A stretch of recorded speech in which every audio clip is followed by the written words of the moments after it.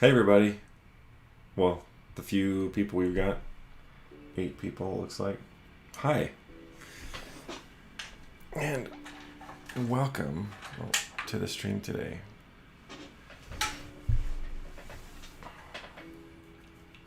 Mutant Marshmallows and Gigi, good morning and hello. How are you? Is it all ladies today? We got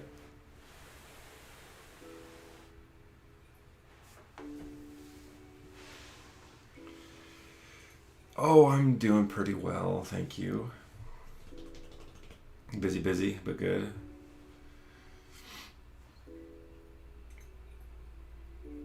I'm trying to remember, are either of you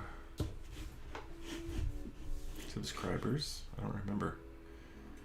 Well, good morning, Logain. Procrastinating, should be doing some work or drawing. I think we can all relate, yeah. I'm gonna open up Discord here real quick. Check on the submissions we've got for our critique session today.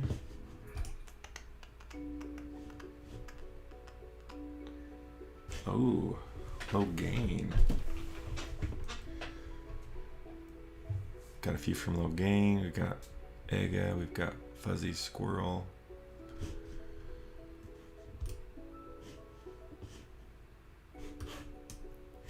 I'm gonna just drag all these out so that I've got them.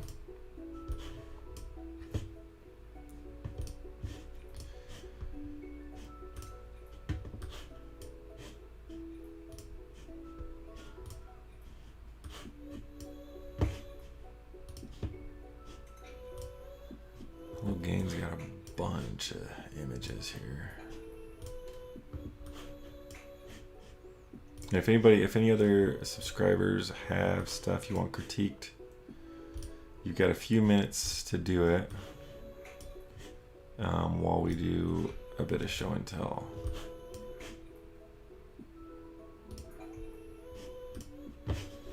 Okay. Oh crap. Did the video freeze again? Saberwolf Lovecraft. Hello from America.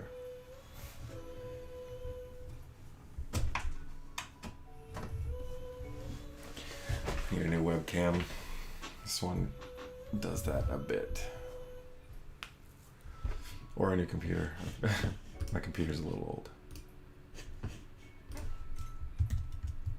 Okay, so show and tell. Are you guys ready? Are we ready? This might be... I'm running out of art books to show you guys, so I'll have to figure something else out soon. But I do still have some left. Oh.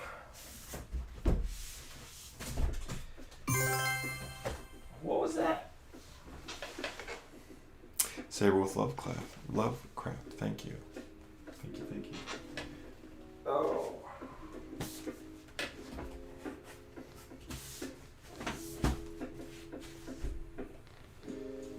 Alright, so new share. Oh, nice. Alright, so got a few things here. First up, How to Train Your Dragon. The Art of How You Train Your Dragon. This and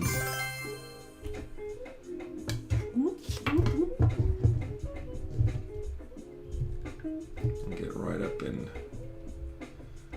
close and personal. So Art of How to Train Your Dragon. I like this one because this one and Kung Fu Panda, which I didn't bring in here, but is similar. They've got some really cool artwork, all from various sources. Sorry about the glare, guys. I don't think I can do anything about that. Lots of different artists, but the really fun stuff is Nico Marley. Got all these awesome drawings from Nico Marley in here.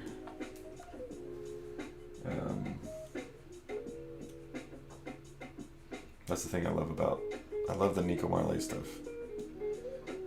There's lots of other really cool stuff as well. Like I said in a previous stream, I don't do a lot of art of books anymore, just because I used to buy a bunch of them, but I don't do that so much anymore because I don't find myself cracking them open as much as other books. But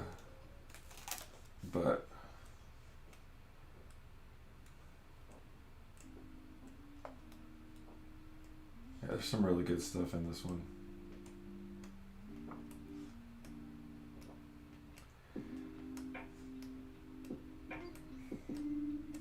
Some others aren't as, don't have as much character design stuff in them for whatever reason. But there are a few really good ones. Okay, next is, there are a bunch of these digital painting technique books. This one, volume 8, happens to be one that I have some stuff in. I don't remember where it's at though. Anyway, it's just a bunch of different digital artists showing their technique, kind of walking you through. It's like a tutorial book, and it's pretty sweet. So, and there are a bunch of these, and I think you can look through, figure out like if there's an artist that you really like that's featured in one of them. Let's see, there's mine.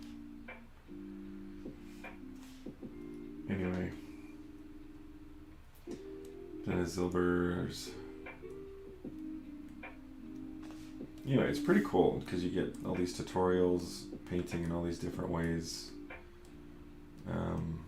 People talk about composition, they talk about different tools, they talk about color and light and shadow and all of that stuff, silhouette. So there's a lot of really good information in these. And I haven't even read through the whole thing just because there is so much. But they're pretty awesome. Okay, this one is Andrew Loomis. I'll do this so you can actually see it. Andrew Loomis, drawing the head and hands. This looks like this because his family, so Andrew Loomis's family put all of his art books online for free at one point, that you could download them. So I jumped on it, and this one is my favorite of his books because it just talks about the head and the hands, which we've talked about this, how like when people look at a character, they look at the head and the face first, and then they look at the hands, and so the head and hands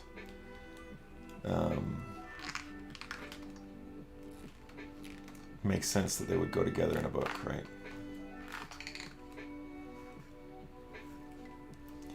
I'm not sure if I have to look and see if there's a link still to his books or if they took it down.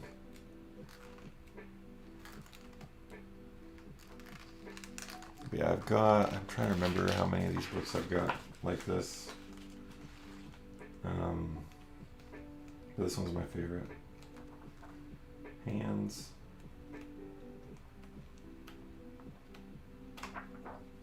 Anyway, yeah.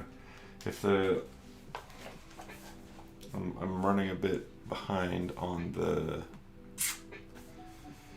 posting links to all this stuff that I've talked about. I didn't yesterday. Last week I didn't post links to the books that we talked about, but I will. And I'll try to find a link to those PDFs because it's like $200 worth of books that you can get for free. Anyway, really good one. Andrew Loomis is the man. Okay, this is a pretty sweet book. The Art of Animal Drawing.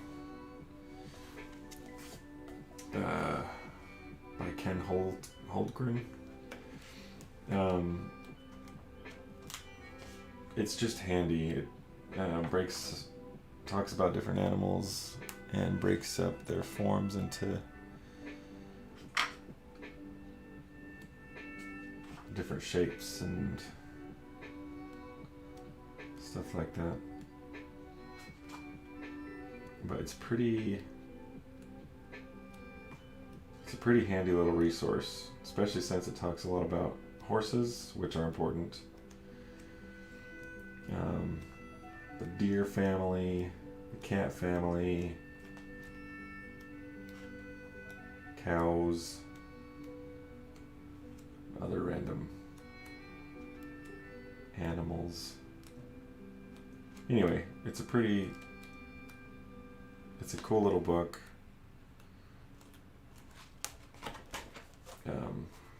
I like that one, and you can see my kids got a hold of it at some point. It's got, I don't know what that is, but okay.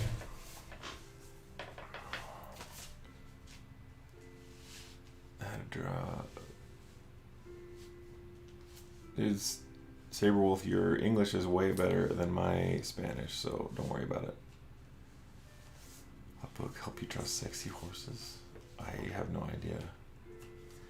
Okay, The Art of John Jude Palencar. John Jude Palencar, he's a great illustrator. He's done a lot of fantasy related stuff. But his stuff is bizarre, as you can see here. Look this way. Okay. Anyway, it's full of lots of beautifully rendered paintings, process sketches, that sort of stuff.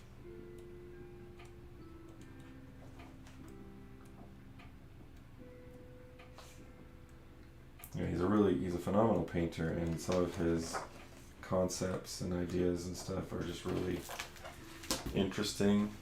So that's a cool one, I think.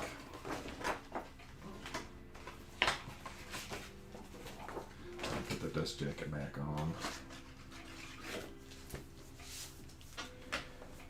Okay. Oh.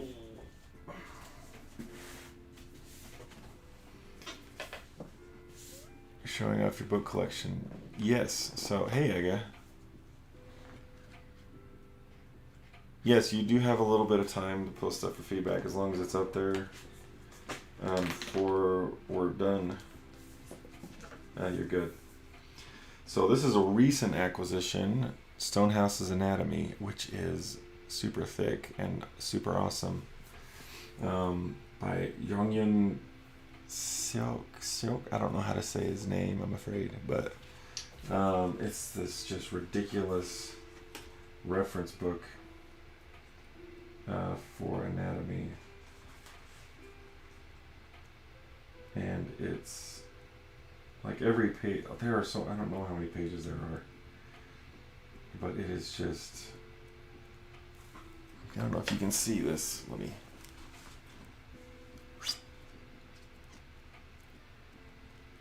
It's huge, and it's just full of stuff.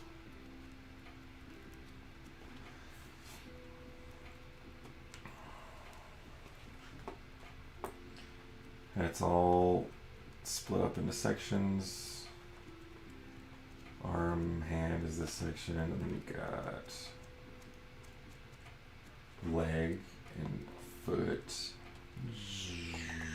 which is huge. Entire body. Anyway, I haven't looked through all of it because it's enormous. It's like 600. Let's see, 600. It's like 650 pages of pure knowledge. It's awesome.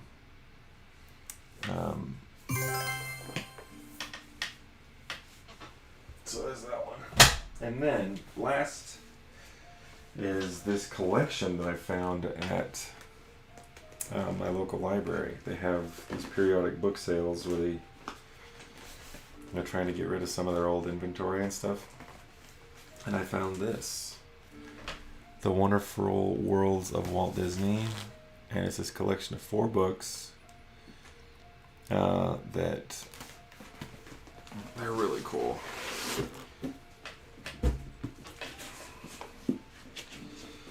So they've got there's Walt Disney's Fantasyland, Walt Disney's Worlds of Nature, Stories from Other Lands, and Walt Disney's America. But let me just show you some of the awesome illustrations and stuff.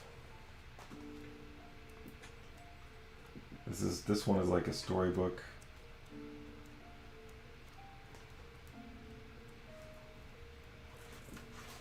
And this is, I don't think you can, like the only place to find this I think would be eBay or something. Oh, Gigi, there's a channel called Stream Critique something. I don't remember. It's in the sub channels.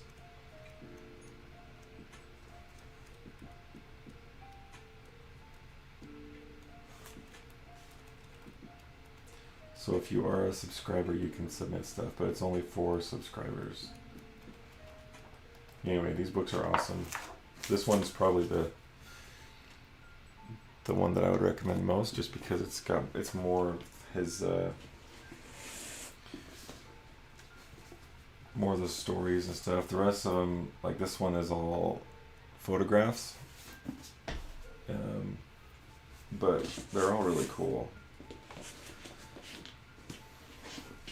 And they smell like old books, which I love.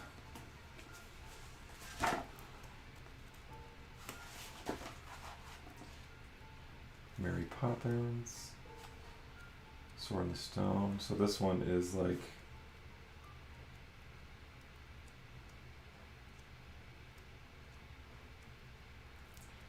kind of a hybrid of illustrations and photographs. Anyway, cool stuff. Cool stuff. All right, I think that's it for show and tell today. However, let's get into the critiques, eh?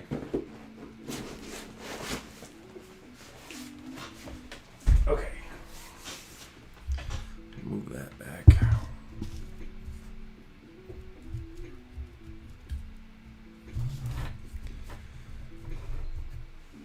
Okay, so yes, critique time. I should have had Photoshop open earlier, but I didn't. Okay, first up is Fuzzy Squirrel. Are you here, Fuzzy Squirrel? We need to make sure people are actually here.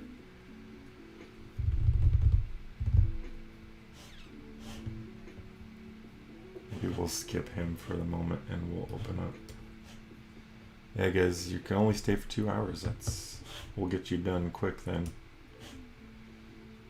Or first, I should say. Yeah, so if you're Fuzzy Squirrel, if you're here, let us know so that we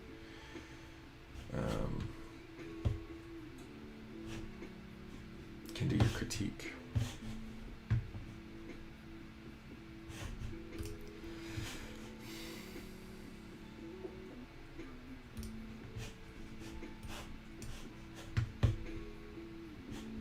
Okay, let's see.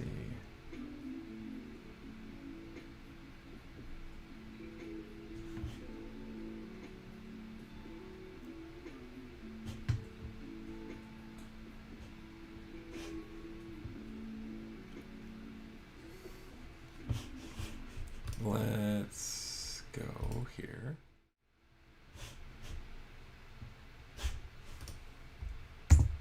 Okay. Here's your reference. And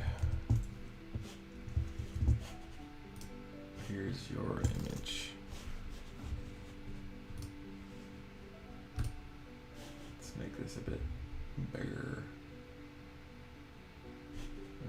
Maybe not. We'll just make the boost the resolution a bit so that we can have a good paint over.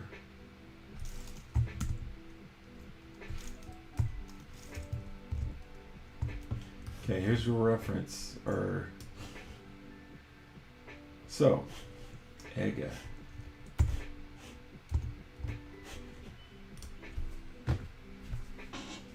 Time for some feedback.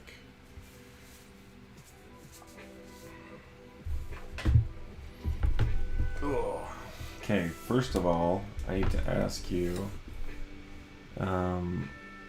if you are wanting this to be true to the reference, or are you just kind of doing your own interpretation, using reference as inspiration?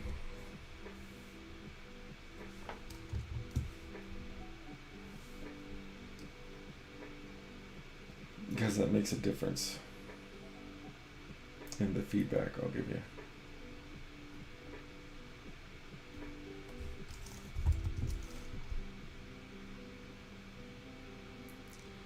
%90 true to it. Okay. In that case, I'm gonna critique this based on the reference we've got. Okay.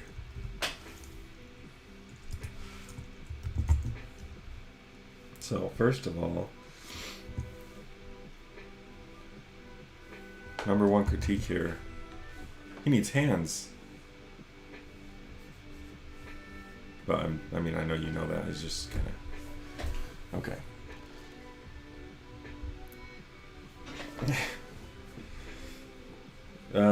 But in all seriousness, let's see.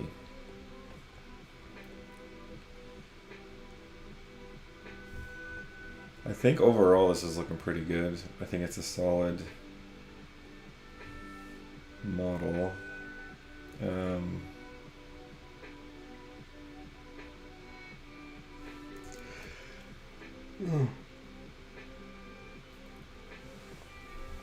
I think his eyes feel like they need to be a little bigger and farther apart, maybe. If we're sticking true to the model. So if his eyes are, actually, why am I doing that? I can just, let's do this.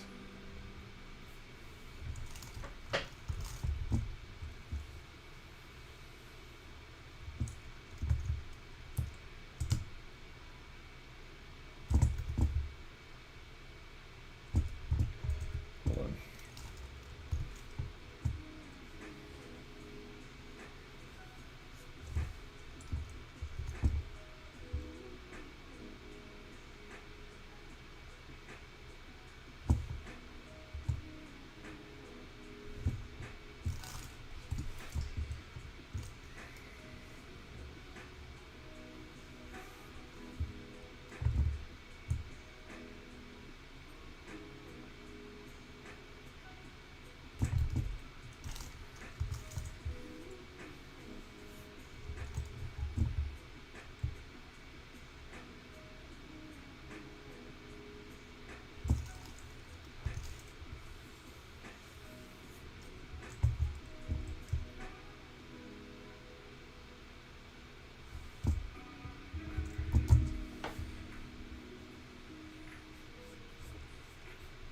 The shape of them.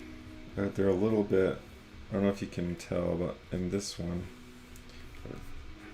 the reference, they're kind of egg-shaped rather than being true ovals or true ellipses. They're a little more egg-shaped. They're a little wider up top. And they're also a little tilted, it looks like.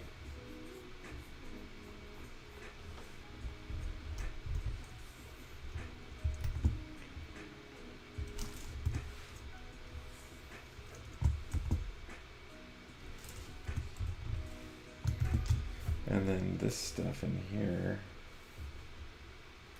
is a little This is a little bridge of his nose. I don't know what you call it, snout, whatever thing. It's a little wider.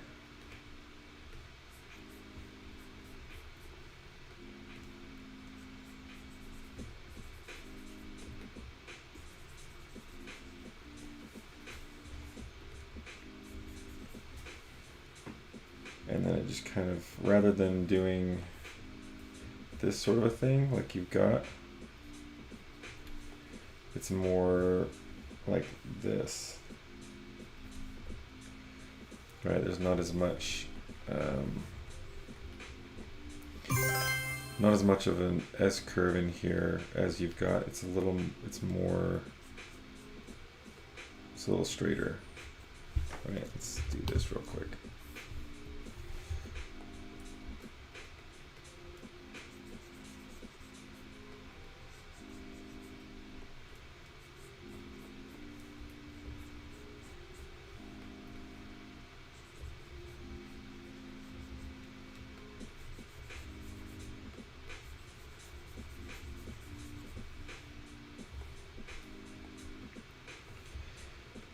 And then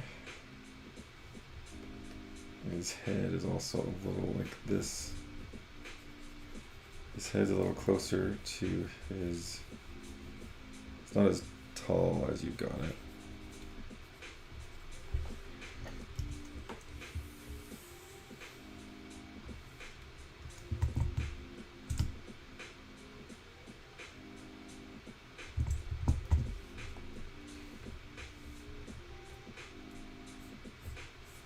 It's a little wider up top as well. There's a little bit of a bulge up here, if that makes sense.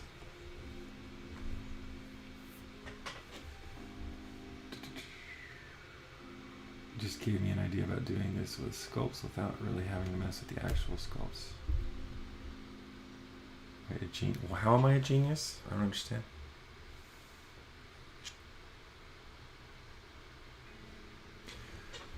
Yaya Ulug. I don't know how, I'm sorry, I don't know how to say that, but welcome and hello.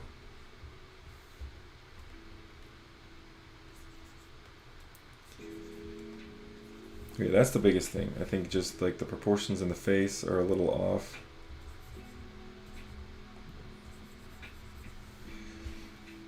And if we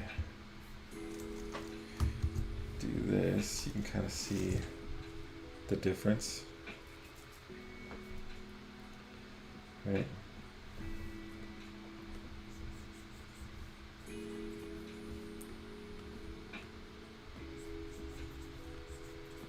That's just like to keep it, to bring it a little bit closer to the model, which I'm assuming you're going to want to tag this. Like if you post this online, you're going to want to make sure you mention the artist, credit them for the concept, right? And they're gonna love it if the truer it is to the concept, the more the artist is gonna love it, right? Because even if it's a really good model, if it's not true to the concept, people are going to assume you don't really know what you're doing, right? Just because part of a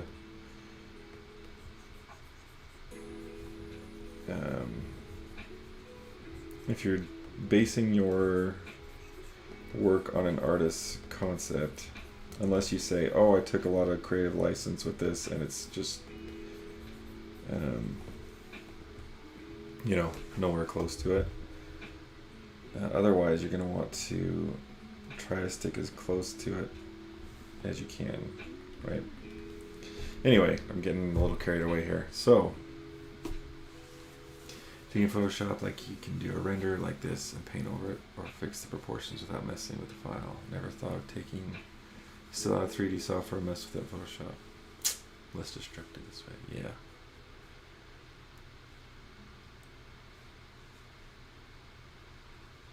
Yeah, this is how I've done a lot of feedback this way for modelers, which is fun for me, and I've found it people tend to think it's beneficial. So that was the biggest thing. Like the proportions in the face were just a little off still, and I think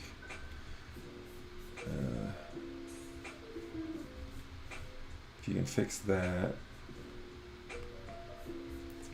then you're just about there. I think with his legs, a little more of a bulge in the knee, and then so right now you've got this sort of straight tube leg sort of thing going on, where it's more of it tapers out like this. I mean, a little bit down here. So I think if you just widen the ankles a little bit, give it a little bit more of a bulge in the knees.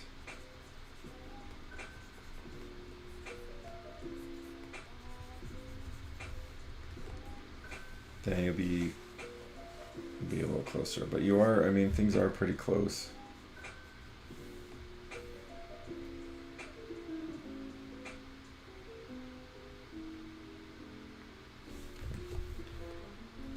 He's got more head up here.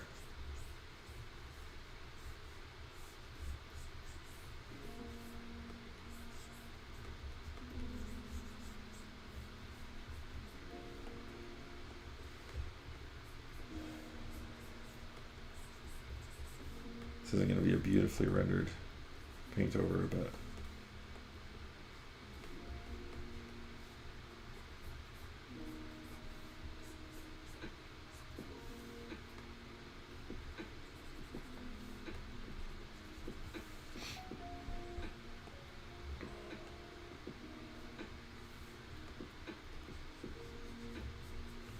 okay. And then same goes obviously for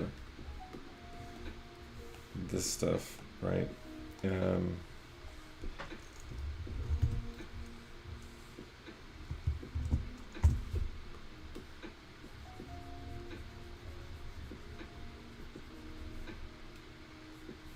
can get rid of a lot of this mass in the back here.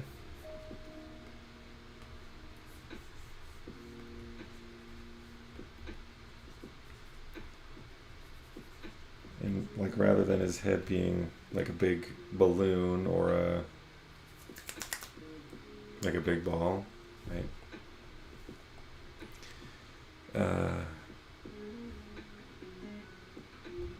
Does it need to be 100% there to the concept?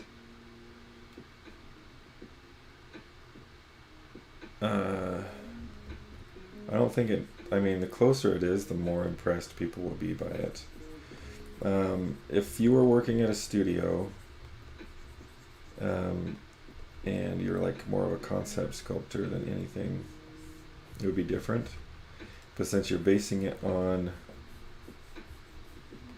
since it's just like a digital illustration, like that's basically what this is, right? It's not for any animated project. It's a digital illustration, right?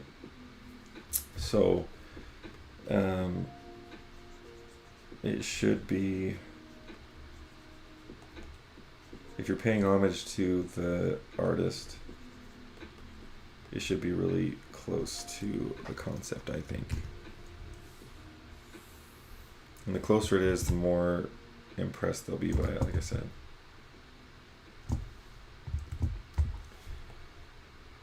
But regardless, I think there are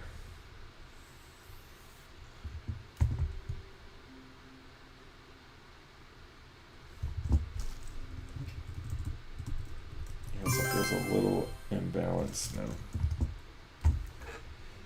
Maybe scoot his head back just a little bit.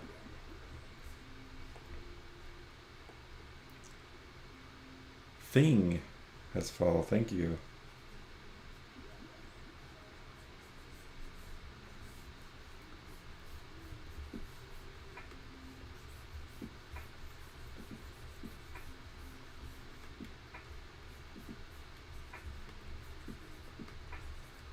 Anyway,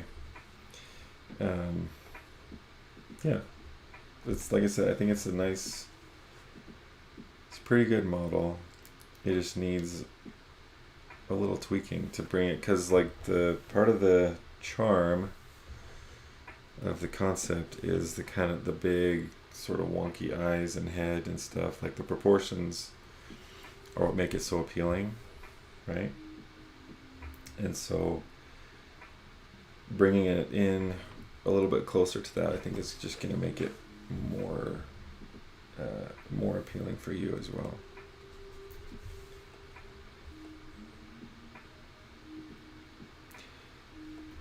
Anyway, yeah, nice job, Vega. I also think it'd be cool to flatten out his feet just a little bit.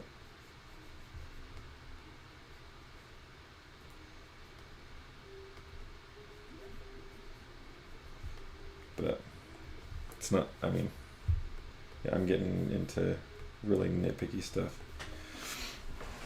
But anyway, nice job. Okay, let's...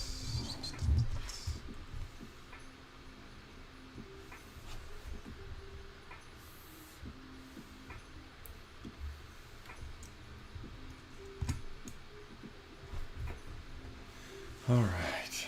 Okay, AJ, hello. And welcome.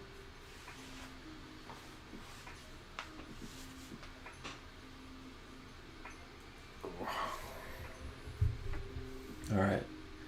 Now, so Fuzzy Squirrel, are you here? You've got your stuff, but I'm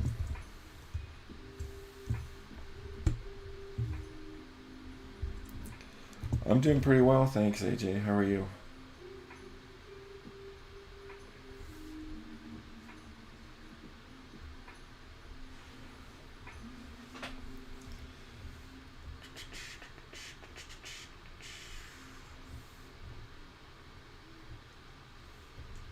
Okay, next, I think, since we haven't heard from Fuzzy Squirrel, we'll go to Logain's. Logain Ben.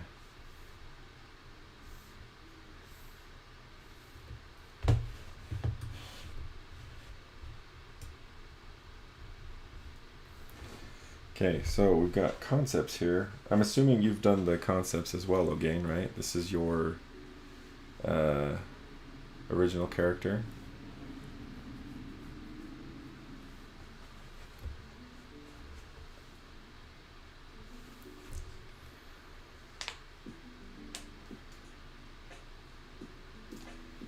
Sweet.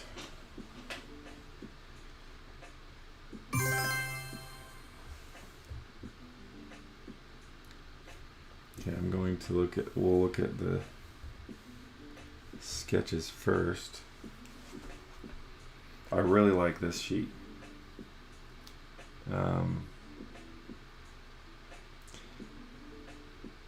like the poses. I like this girl. I think she's cool and fun. I like the poses. If you're putting this in like a portfolio, I would just get rid of the nose and mouth because I don't think you need them in there. Because they're like, that drawing isn't necessary and it's not as strong as your other drawings. Like this stuff, the poses and everything are really, really cool. Really fun. I don't think that doesn't add anything to it. It like distracts from the really good stuff that's going on. So that is cool. Close that.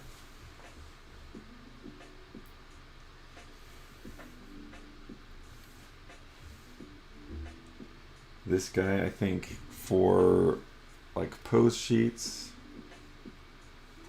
I think most of the stuff is working pretty well. I think this guy, this and this are working really well. This one I think needs a little adjusting.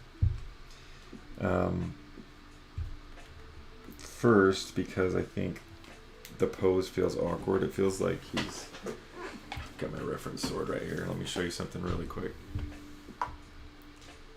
So it feels like he's holding it like kind of awkwardly like this. Where I'm assuming you want it to be more like this. Right now it feels like he's holding in a really weird sort of awkward angle. So I'm assuming you're going for something like he's about to stab somebody, right? I think it would be more, because I don't see, like if he's going to be stabbing somebody, he wouldn't be doing it at an angle like that, right? He'd be doing it more like coming straight at him like that. And so I think you either need to adjust the pose so that it's right in front of him, or maybe he's like holding it like this, like he's blocking something or something like that. I think the pose is just a little awkward. And then I think his... Oh, let me get back to this.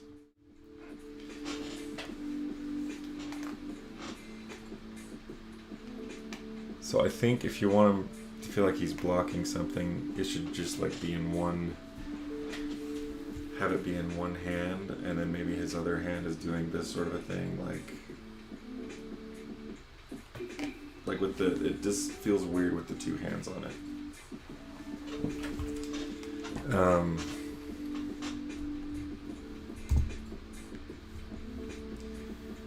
Yeah, actually, let me do a quick draw over here.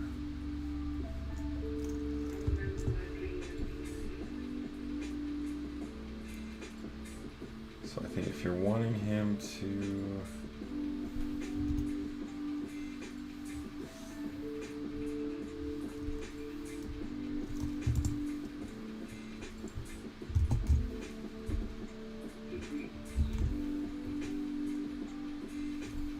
feel like he's blocking someone, I would maybe turn him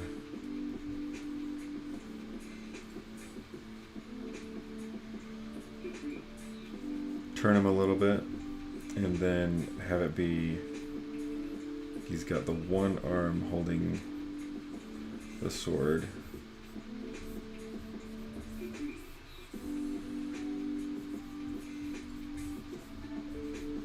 and the other arm, like I said, is kind of like there for a balance or whatever, to bring balance to the pose. Because right now it just feels a little weird. I would just take some, shoot some reference, strike a pose that you think works really well and feels natural, and then use that. Because this other stuff is really strong. Like your other poses feel really good and natural, but that one at the bottom just feels awkward, and he doesn't feel like he's quite on model with the rest of it either, right? These guys feel pretty close to being the same character. This one, I think his head feels like it's narrowing just a little bit, and this guy almost feels like a different character, and then the pose is awkward as well. So anyway, why do I have a sword? Yes, so I bought this at a Halloween sale like 10 years ago, and I keep it in my office for reference. So whenever anybody's holding anything, especially like a weapon, I crack out my little prop sword, and it's like, I got it for like $1. It was after Halloween, and it's like solid, you know? It's not like a super, I mean, it was super cheap, but it's not like, it's lasted like 10 years without bending or anything. It's pretty awesome. Love it. And my kids are always like coming in and stealing it. I'm like, no, that's not a toy. It's for work. Anyway, so yeah. Fuzzy Squirrel, you're here. Awesome. We've been waiting for you. Hoping you'd be here for your critique session. So anyway, Kate, let's jump into our models, which are awesome, by the way. I love this. Oh, she's so cool.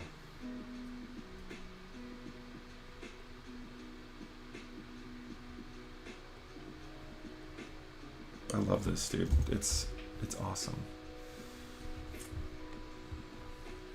This guy's also awesome.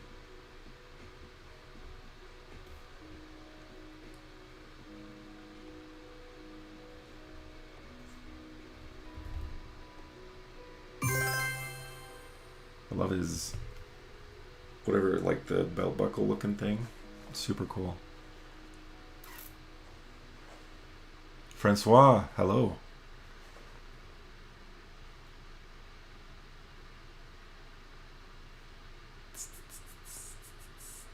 Oh, you got a Lord of the Rings sword. Nice. I don't think I'd... Maybe if I had a ton of money, I'd spend money on like a real sword. But they're always so... Like, it's so expensive, and I wouldn't... It would just be to, like, stash in the closet or something, you know? So I wouldn't want it on my wall, because I don't want my kids playing with real swords. Anyway, okay. Let's have a closer look at these two characters here. I really like the... hold on, let me do this. Just gonna make the file size a bit bigger so that if I'm drawing over it, it's gonna show up.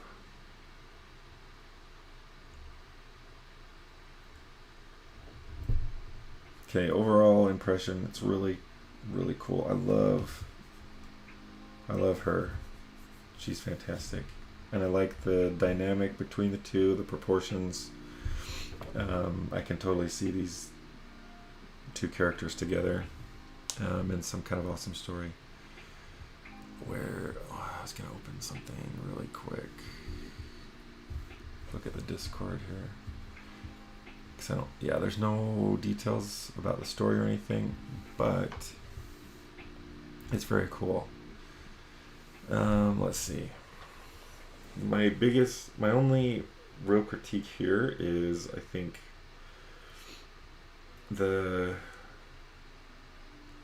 mechanical arm feels the cyborg arm feels a little clunky, especially this part. Let me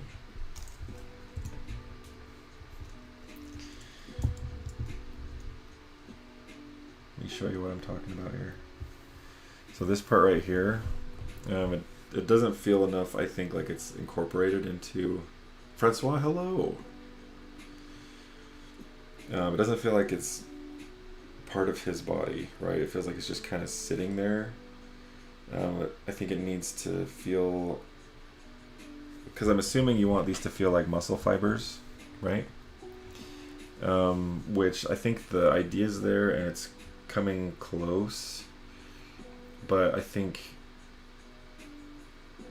it just, okay, let's do this.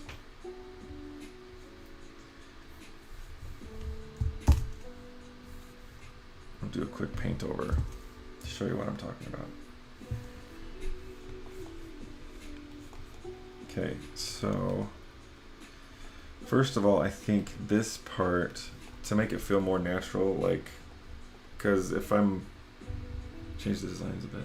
Anyway, like I said, I'm assuming David Emery, hello. Oh, hello, Kaylee. Welcome. So I don't know if I'm assuming correctly, but it's still in progress, especially with the connection part with the body. Okay. So if you're okay, if you're okay with it, I'm just gonna go in and kind of do a paint over to kind of do what I think feels a little bit more natural. Okay, I think first of all, if you think about these muscles in here, you've got your deltoid and your pectoral muscles, which are the ones that I think you want to most closely replicate here. Deltoid comes into about here, right? That's where you have deltoid here, pectoral here, right? And so that transition, that line, the plane change, I guess, is right in here. Like it goes from, I mean, technically your deltoid is like over here, but there's like a natural line from like here up to here, right? So I think, which is like right here for your character. So I think bringing this stuff, this shoulder plate thing over a bit more,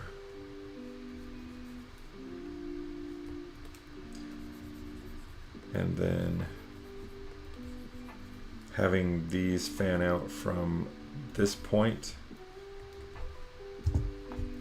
here instead of back here, because right now it feels like they're all connecting right here, right? Like all these fibers are coming back here, where I think they should be connecting more like right here. So you should bring these, whoops, in here a little bit more, like bring this down a bit more, like this, these, oh God, I keep pushing the wrong buttons. It's driving me nuts. Just make the fibers feel closer to pectoral, like they're replacing his pectoral here. I think it's gonna feel more natural, right? And then I would bring this up just a little more.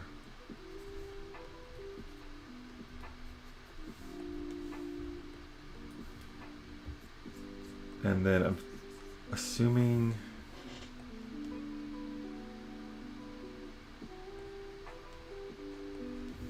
like I think it would be cool to, you've got these awesome,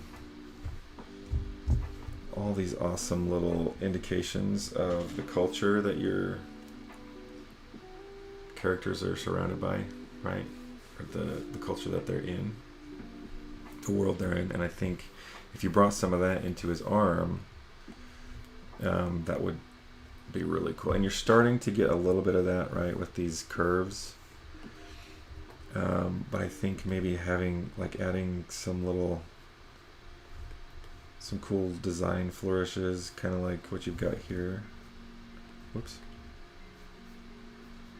Would be really cool, right? Having some sort of something in there to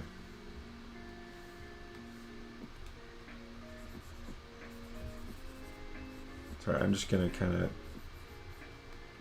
take or leave any of this, right? But I do think the arm needs to come in a bit more, right?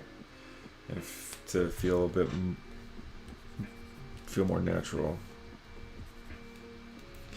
And then to make it feel, because they're wearing these awesome old school like monk clothes and stuff, which feels very traditional, very like grounded and earthy, right? And then you've got this cyborg arm, which is very cool and intriguing, but I think maybe it would be nice to have it connect a bit more with that traditional monk feel, you know? And then, like, I'm assuming this, I'm guessing you're trying to imitate that awesome, like, samurai sort of looking armor here, which is cool. But again, I think it just needs a little more of a traditional, grounded Asian Chinese sort of feel.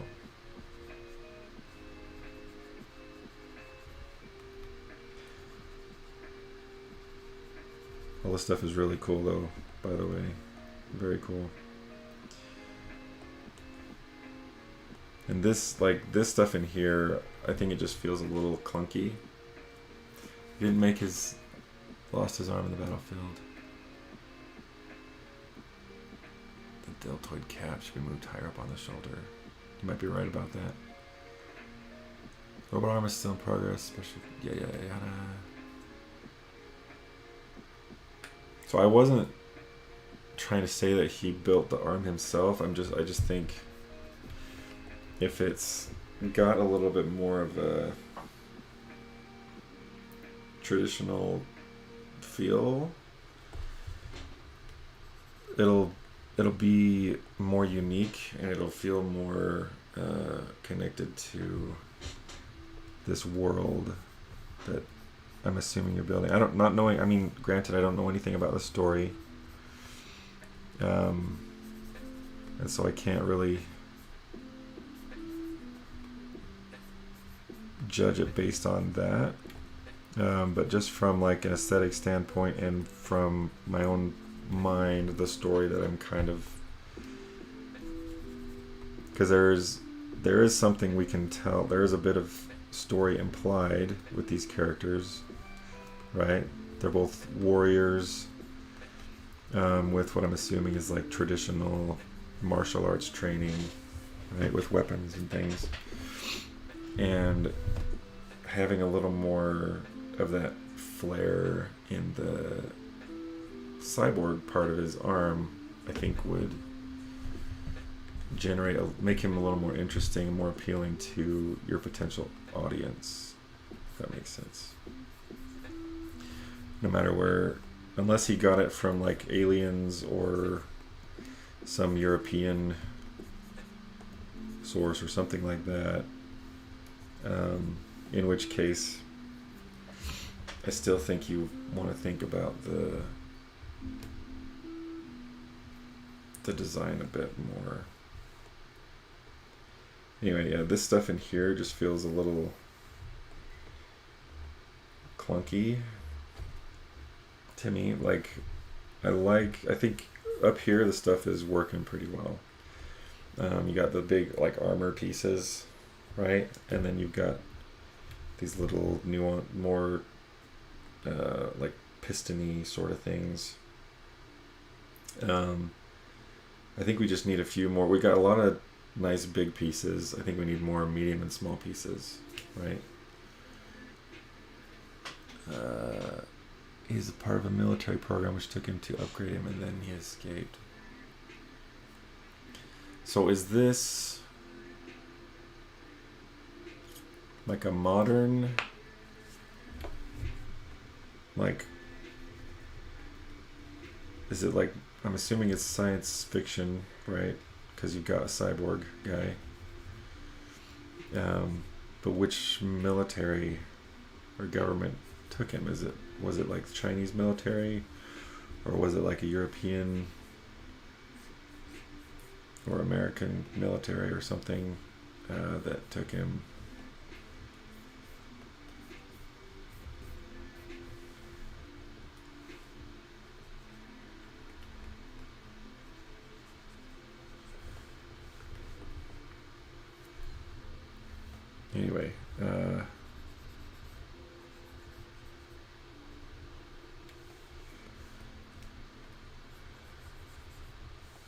Anyway, I think these are really cool. I'm just gonna say that. Mongolian culture, cool. Of his family, the little girl is his daughter. She lost her mother and decided to become a warrior. Cool. Cool. Awesome. Okay, so yeah, the biggest thing was, I just think that shoulders doesn't quite fit. I think it needs to come up and in a little bit more and have a more natural feel on the muscle fiber part of it, right? And then this down here, I think it just is feeling a little clunky and could use a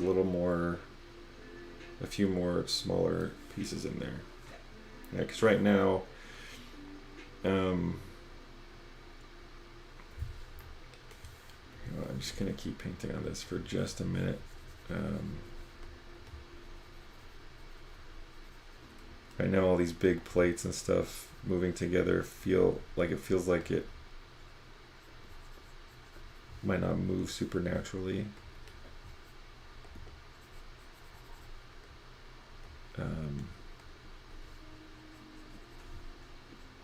We just need to break up some of those big shapes a bit more.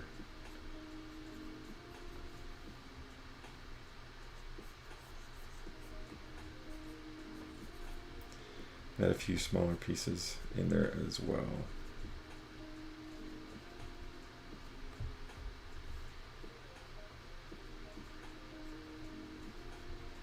Get him some articulating knuckles and stuff like that, just so that, yeah, feels, yeah.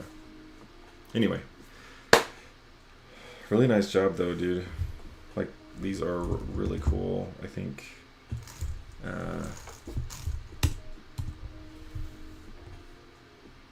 Yeah, they're super rad. My only other thing is, like, with, I think they need fingernails.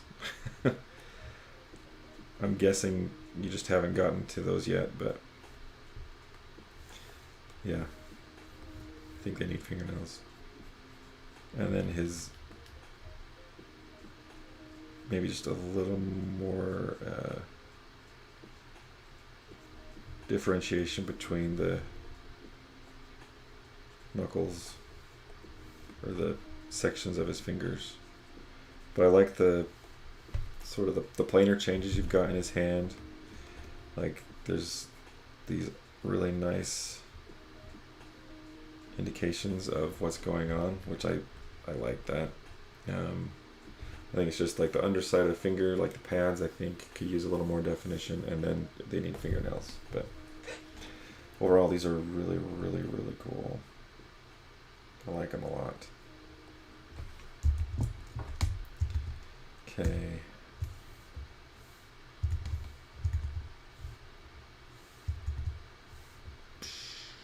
All right. Let's see.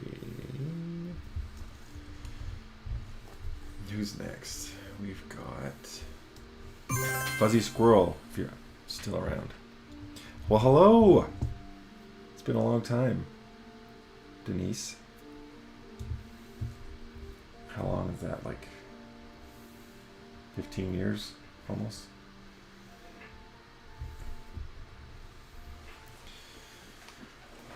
Okay, Fuzzy Squirrel. We've got a couple different things here.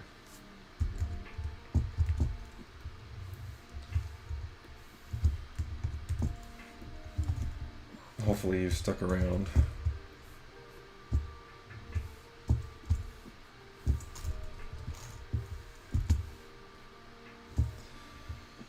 All right.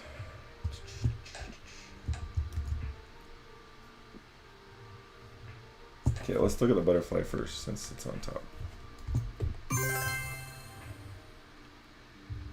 Milton Diaz. Hi. Hold on. I don't know if you stream or not, Milton, but I'm gonna do this real quick.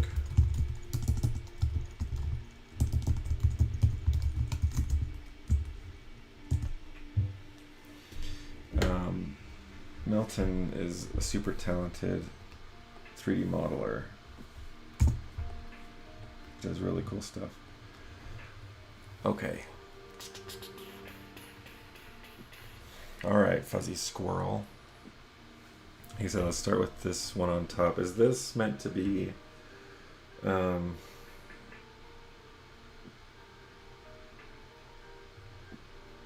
for a story or something? Lots of these butterflies. Scorpion, what I'm assuming are poisonous, dangerous butterflies.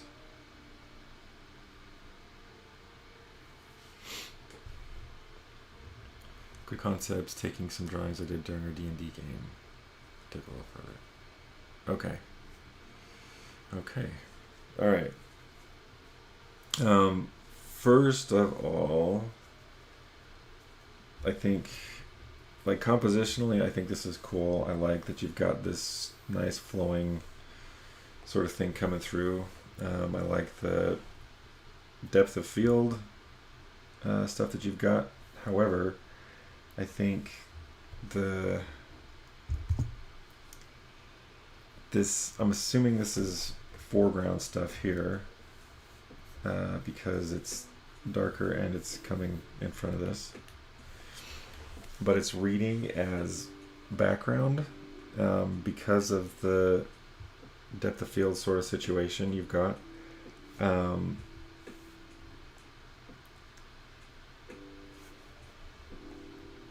think you might need to just crisp up these edges a little bit more so that it reads more as foreground. And then maybe add a little bit, just a little bit down in this corner as well, to just to kind of balance things out. Let's see. And then something else with butterflies. You've got these, which are working really well up here,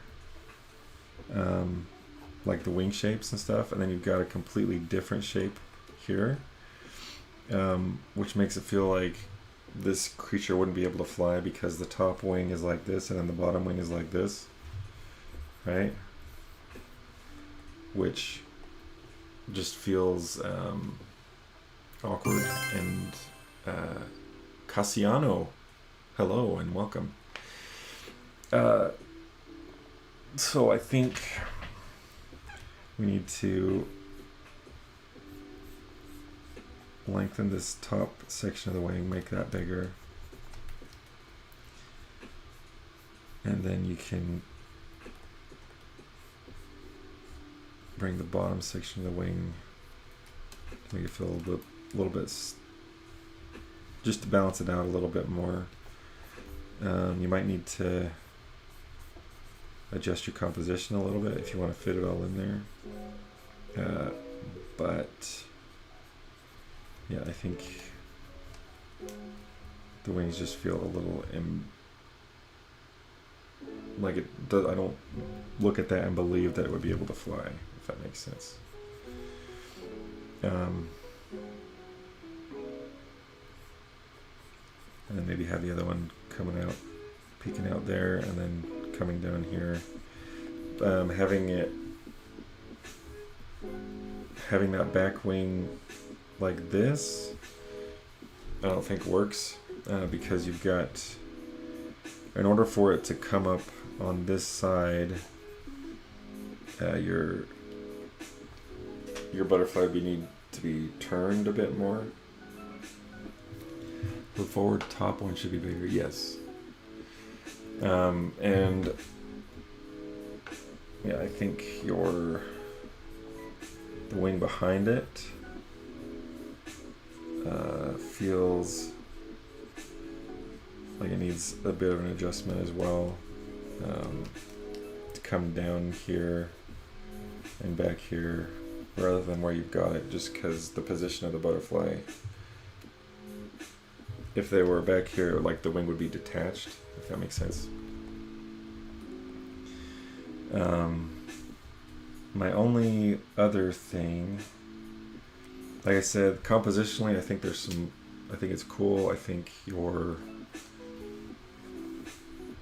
I like this. You got this nice flow coming through, and it kind of continues here. I do think you'll either need to bring your butterfly so that it's cropped, right? So like it extends out of the composition there and there, or scoot him in just a little bit, because right now it's really close to the edge of the format, which is just making it feel a little, it's not a huge deal. I would either like extend it out of the composition in a couple spots, or just scoot him in just a little bit so that this guy's got a little room to breathe.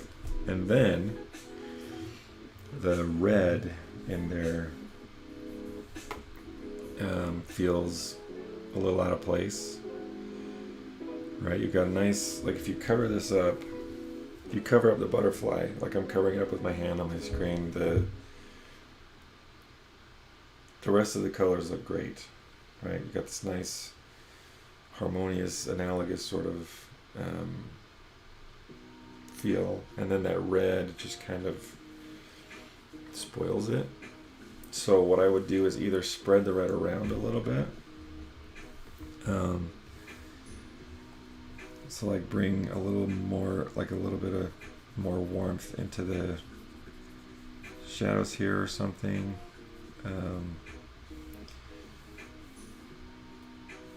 Bring that, spread the red around, right? So that you've got, so that it's there and not so isolated in that one spot. Or adjust it so that it's not so, like cool it off a little bit. So it's not so glaringly different from the rest of the colors you've got, and spread it around a little bit. Because it's just, you've got this really cool, like cool in terms of temperature.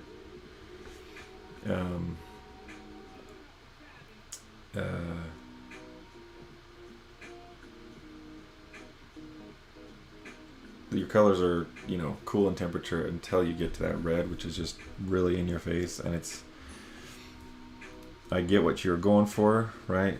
Like this is the focal point and we want to dial in right there. But I think if you cool that temperature down a little bit and then spread it out as well, maybe you've got some really warm. There's another light source over here spreading some warm highlights onto your leaves here in the foreground or something. That's going to help balance things out. Because right now it's a little too much. You know what I mean? Okay. This knife. I'm assuming this is a D&D drawing as well, or a painting.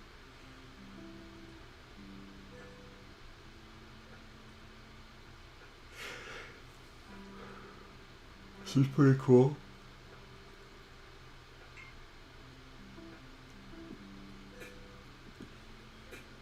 I think, oh, later, Ega. I think the background's pretty cool, although the knife lining up directly with this little, like, really warm thing in the background. Again, I think I would spread some of that around a little bit or something so that it's not so isolated and right next to your knife. See ya, Ega. And good luck. Anyway, but that's an easy, super easy fix. The knife itself, I think, is pretty cool. I like the glowing pommel and the stones in it. I think are cool. I think it feels a little unbalanced. I think for the size and what I'm assuming is the weight of the pommel, I think your blade needs to be bigger.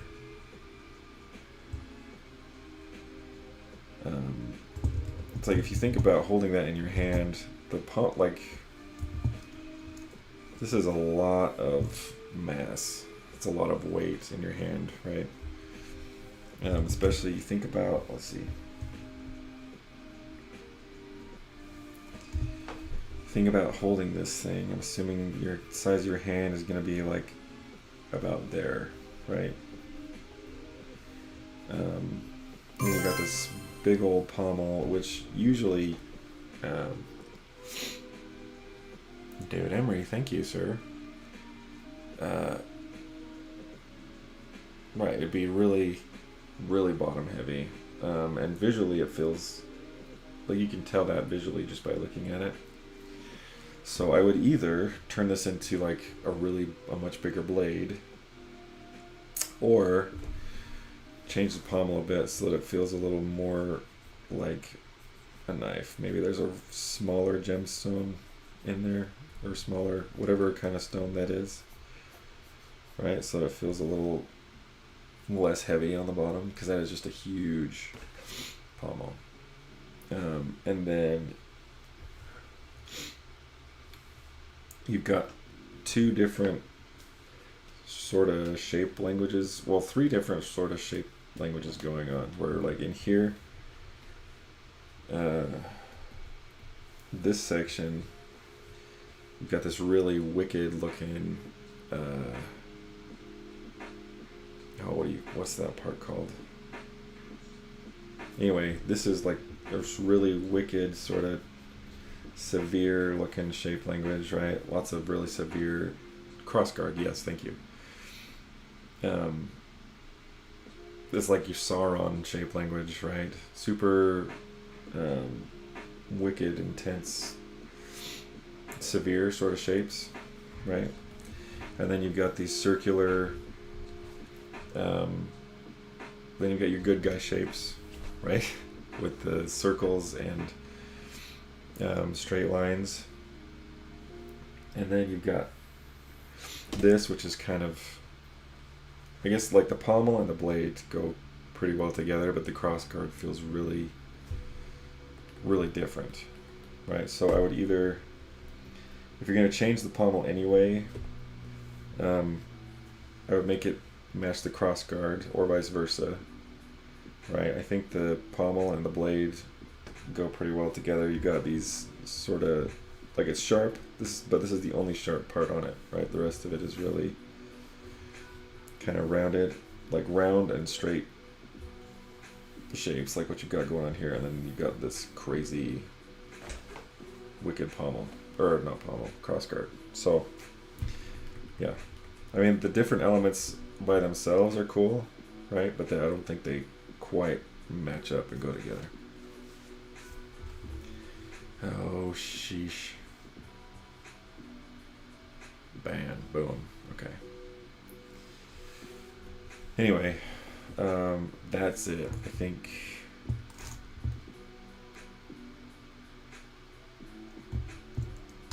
You got some cool stuff. Oh, excuse me, man.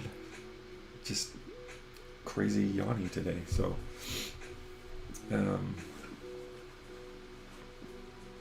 yeah, compositionally, this one is looking cool.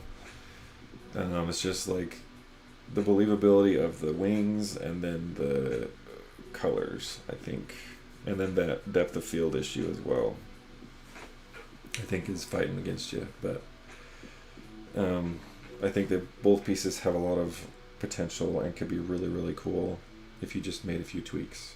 Okay, let's see. Next is GG. I think that's it. I don't think I missed anybody. Okay, GG.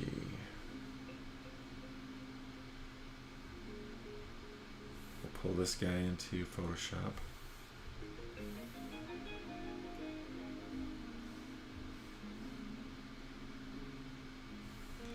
So this is the piece you're wanting feedback for, and then you've got the original concept sketch, which we'll also pull in.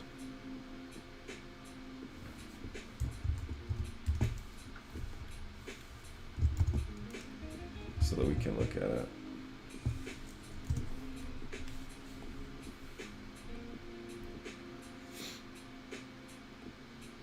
From 1999? Is that right? Or is that like a page number? Okay.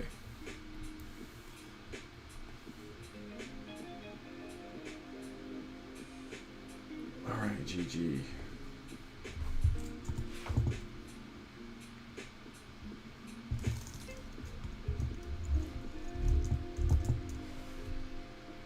Let's look here. Okay, number 1. So is this... Oh, let me read this really quick. So what is the concept here? We've got, you mentioned roots, right? So I'm just trying to wrap my mind around the concept, like what you're trying to communicate here. Like, who is she, and why are there roots attached to her, and who are these guys?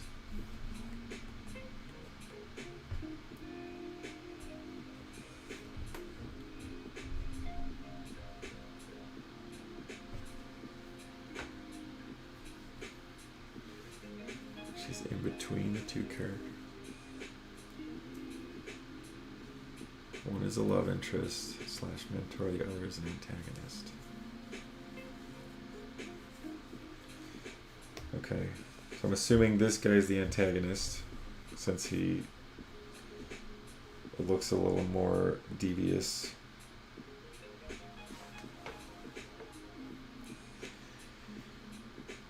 Okay.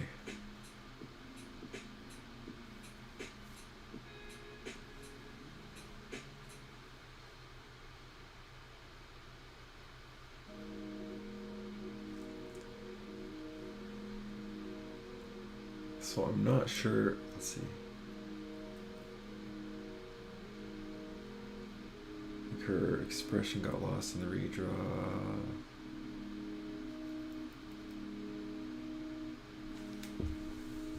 Let's see, I think. So why the roots? I'm not sure. I'm trying to wrap my mind around why the roots, you know, like why does she look like a tree?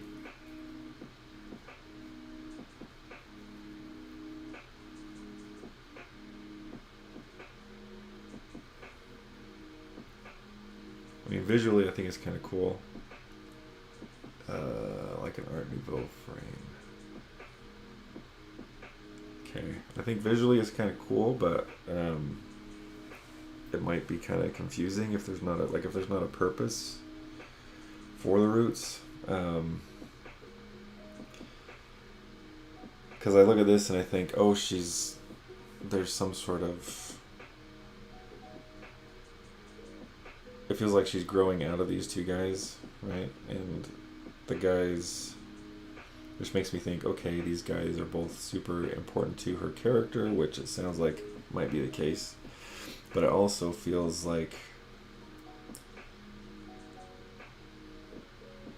from a storytelling perspective, I'm not sure it makes sense unless there's something significant unless there's something significant to the concept, if that makes sense.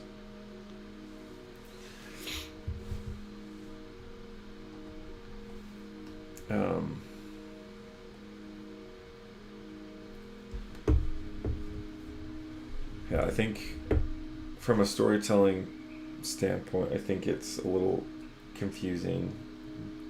But if we're just thinking about, if all you want is feedback on the visuals, you might need to make something up.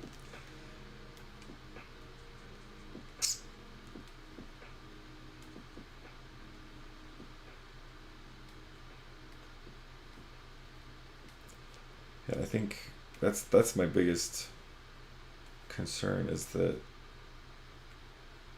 like art is about, I think we've talked about this before, about how like art is about communication, and you should always be thinking about what you're saying with your art, and part of being a good designer is knowing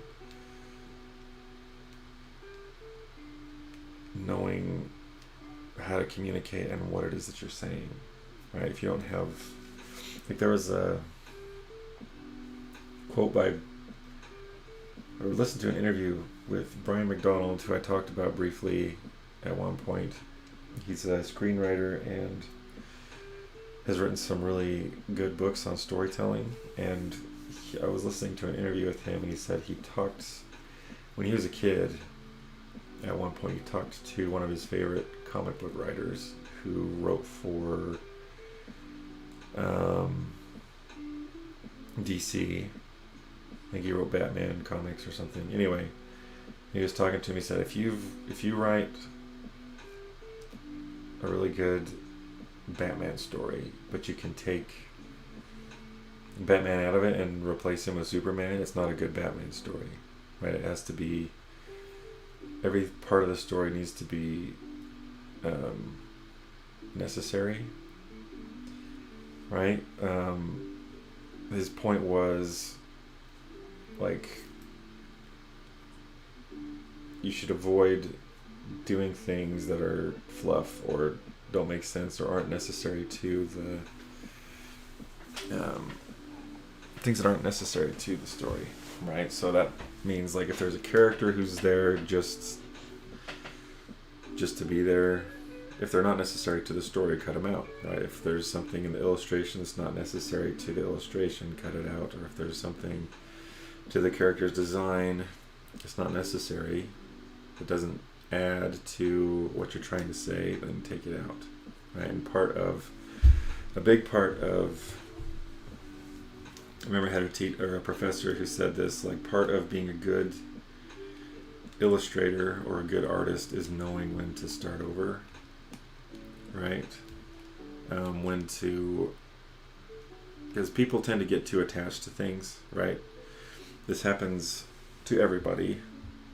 You get to a point in, say, you started on an illustration or a design or whatever else, and because you invested so much time into it, you feel like you have to continue, like you have to finish it and you have to make it work.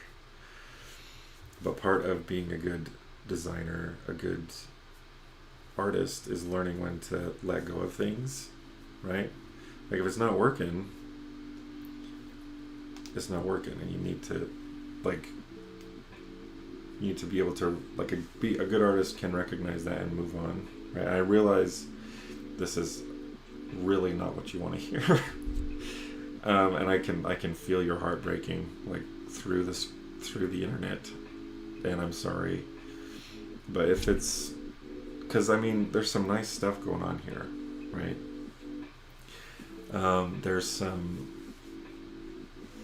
You're showing off some really cool and important skills, and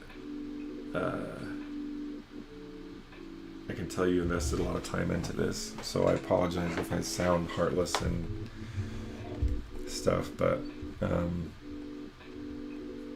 I'm worried that you're going to spend a lot more time on this trying to make it work, and then ultimately at the end you might find that it still isn't working, right? And then you've wasted, dozens of hours on it.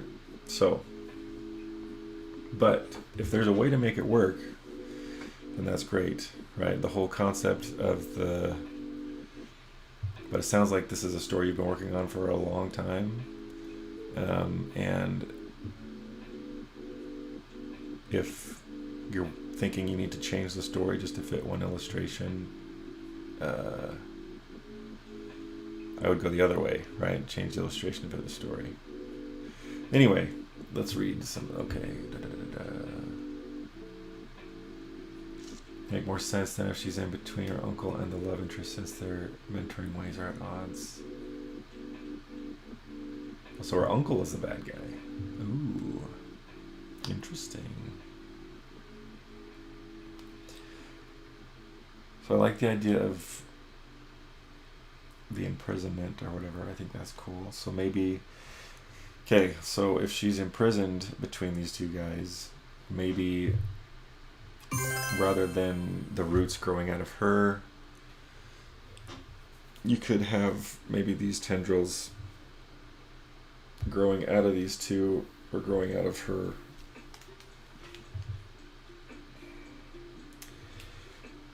So, okay, let me read this again.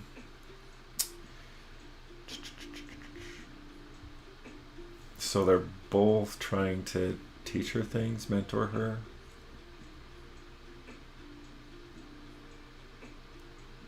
So it's like she's being pulled between the two? Am I getting that right? Because something that could work, and you wouldn't have to make a lot of changes, is if she felt rather than her growing out of these two guys, or it's mostly the roots thing. Because right now it feels like, especially since she's, you got these really saturated colors on her, right, and then the really desaturated colors on the two guys, which makes them feel almost like zombies or vampires or something. I think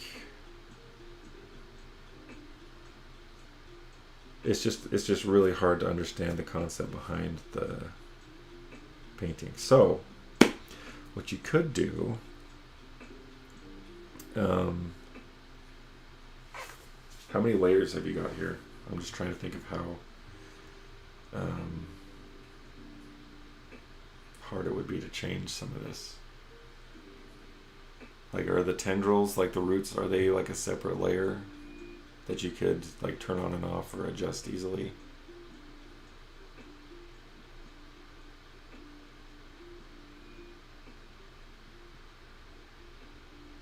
Well, that's good. Okay, that's the beauty of digital art making.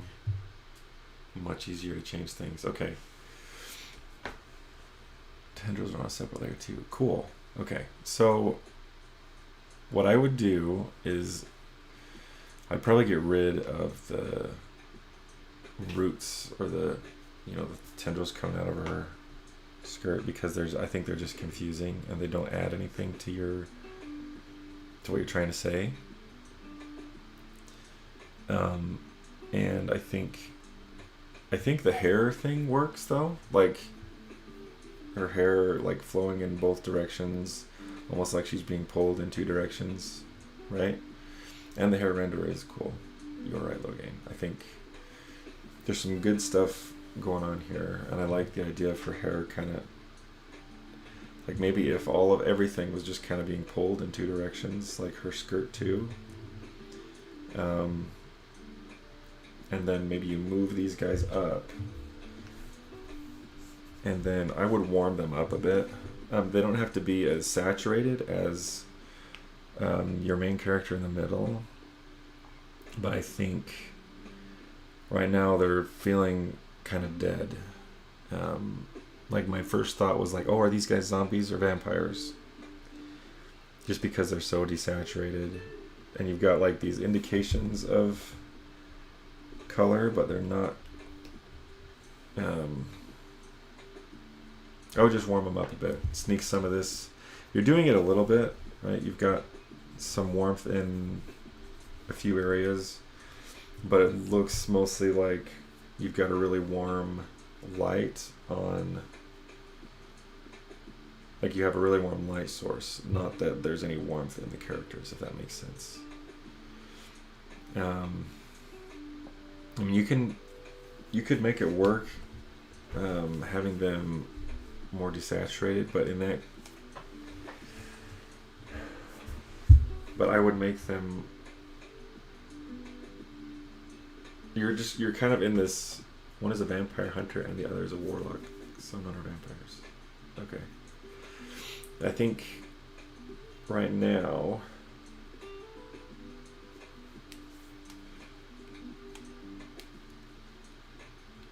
you're in this kind of weird, uncomfortable spot where there's warmth, it's not adding any warmth or life to the characters, right? So I would either okay, let me try something. I'm going to do something really quick.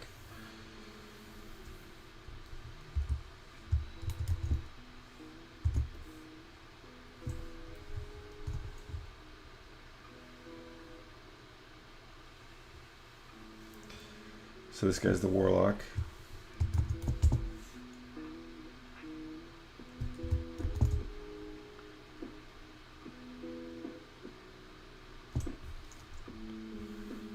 I'm assuming, since he's got a sweet wand.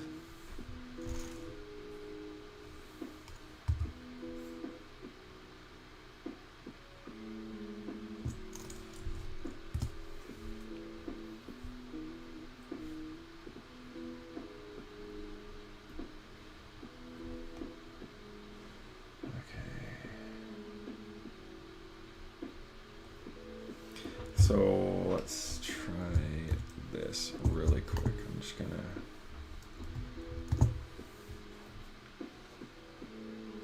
make some quick adjustments here. Like, I think you can still have them like monochrome. Maybe not grayscale, just because the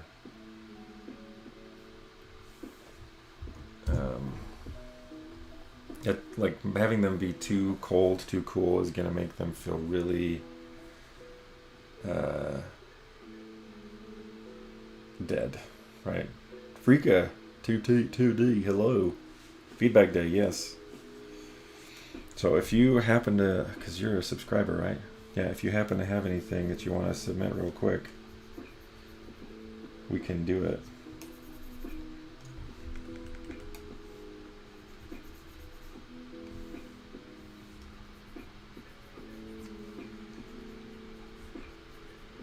Yeah, I think even if you just warm up, like if you keep them like more or less monochrome, but warm them up a bit, it's gonna make them feel a lot better.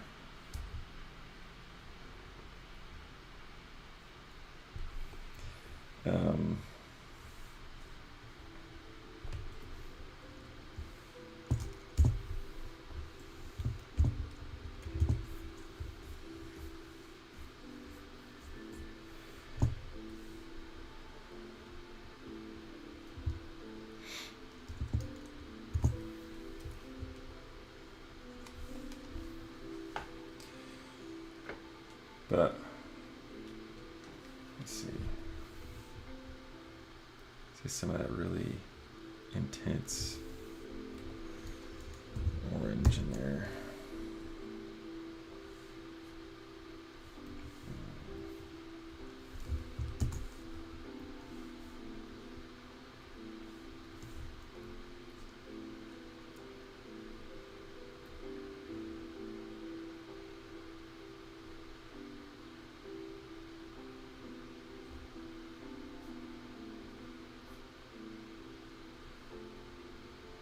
That didn't do anything, did it?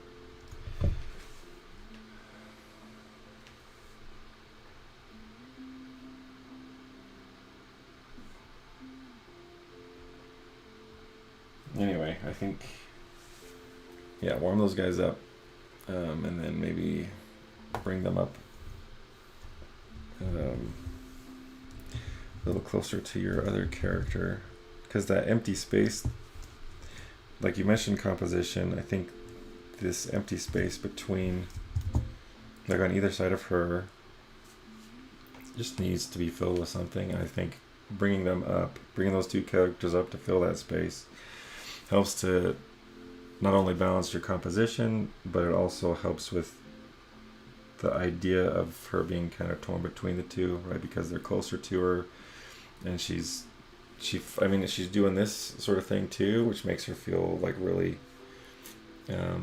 squished, right? Which adds to the idea of her feeling trapped, or if you want to make her feel more like she's torn between the two, maybe a more like open sort of pose, like, because right now she feels like she's being squashed here and then spread out up here, right? So I would go one direction or the other, make her feel like she's trapped and squashed between the two, or make her feel like she's being ripped or stretched more, right?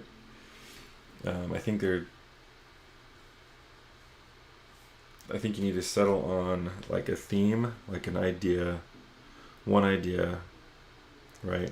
Say, okay, she's trapped between these two guys, or she's feeling pulled between these two guys. And then make sure everything in your piece communicates that one idea, right? The simpler the idea, or the theme, the concept, the better, right? You think about, and I know we've talked about this before, but if you think about like any really, really good movie, right? You think about like we've talked about Wizard of Oz before, which is a bizarre, strange movie, right? It's got all kinds of weird stuff in there, but the main idea remains the same through the whole thing, which is that all the characters are looking for something, right? They all feel like they're missing something, right? And they spend the whole movie looking for that thing or on this quest to achieve or find that thing. And then at the end they find out, oh, they all had that thing like the whole time, right? So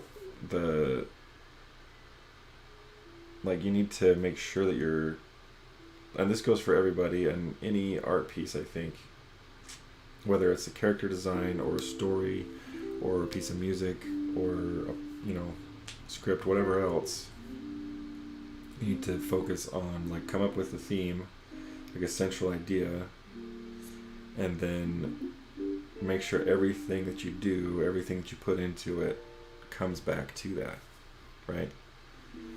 Oh, she's a fire witch. So I thought her hair could evoke that.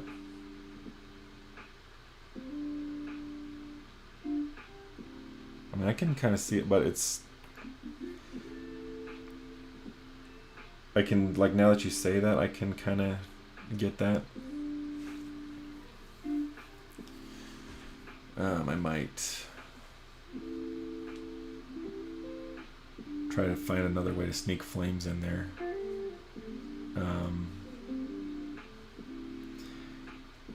And then is there some sort of significance to the galaxy, the space stuff behind her? Because again, I think everything that's in there should be there for a reason, right? You need to have a purpose. That's the biggest thing with any of this or any piece of art. You need to have a reason for putting it in there, right?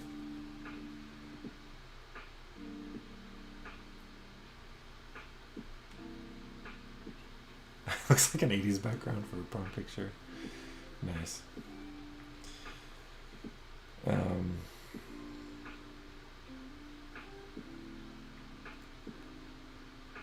I think maybe if you...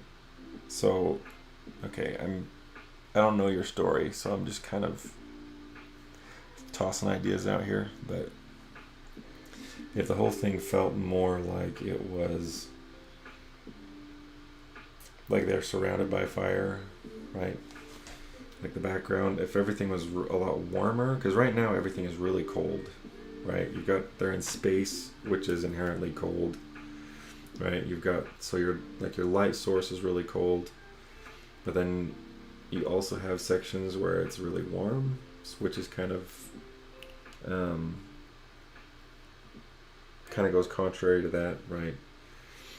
Where I think if you warm everything up, right, the background, if you make it you don't need to have the galaxy stuff back there. Just kind of confuses things, right? It makes it feel there's some sort of cosmic space sort of theme to this whole thing.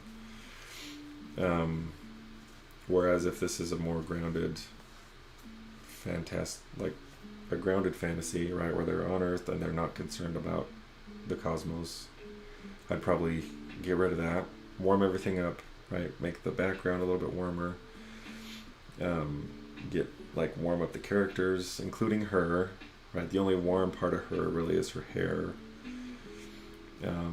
Warm up her skin, warm up her costume, warm up everything, and that'll kind of help unify everything, right?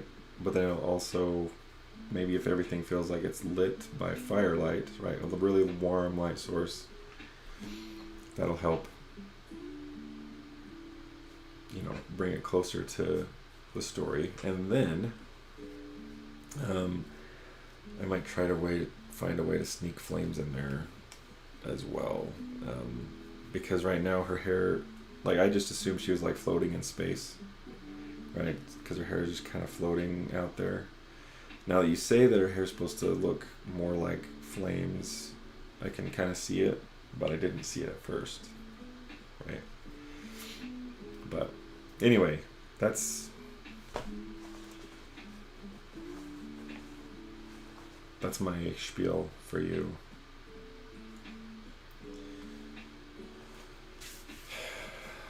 Is that helpful at all? Sorry if it seems more destructive than constructive. But I do think you need to. It's important for every artist to realize when things are working, when they're not, and when we need to change things up. But the biggest thing to remember, I think, is like for everybody's focus on your theme, on your concept, and keep it simple. That one thing, because the simpler it is, the more powerful it's going to be, right? Think about the most powerful stories, most powerful pieces of artwork, ones that really have an impact. They're usually,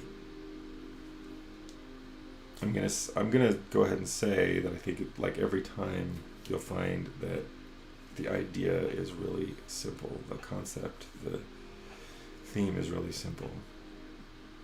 Whether that's, like think about It's a Wonderful Life, which is a classic for a reason, right? It's a Wonderful Life is impactful because the whole movie is just about you are important, right?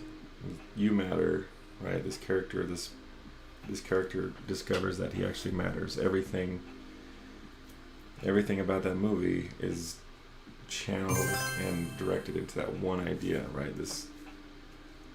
So anyway, I don't think I can stress that enough. Make sure that you're sticking with the one idea, and that everything you do reinforces that idea, right? Everything should have a reason. Okay. Any questions from anybody who got feedback? Hopefully it wasn't, hopefully it was helpful.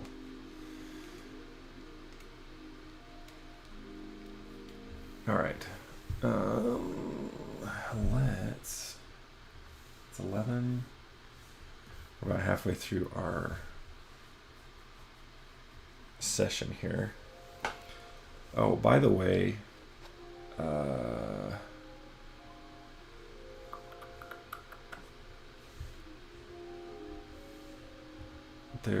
for those of you who follow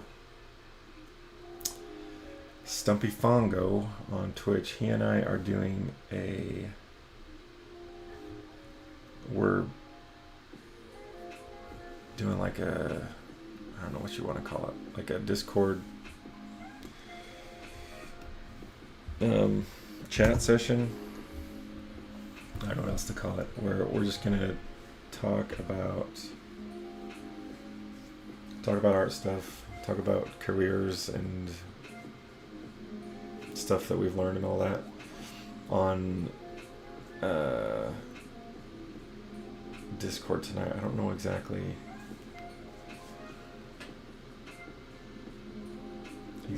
how it's gonna go down or where or what, but I'll post a link or when I find out exactly where you can listen to it or whatever, I'll post it on the Discord. So anyway, let's draw something.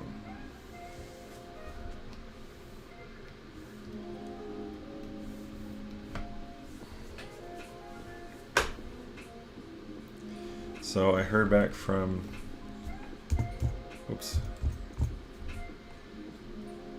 someone today about like the studio that I was waiting to hear back from on Monomyth.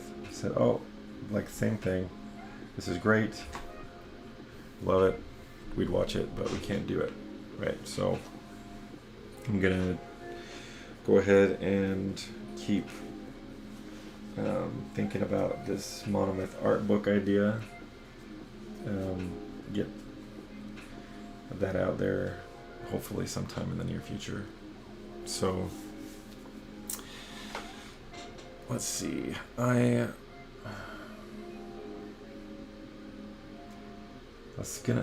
might just finish those Sphinx cats that we started on Wednesday for fun.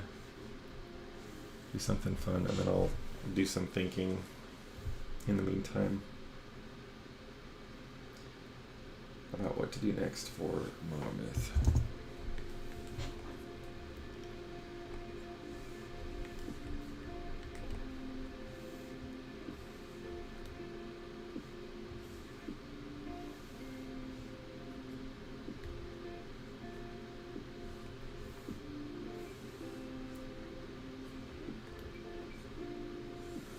Or they did say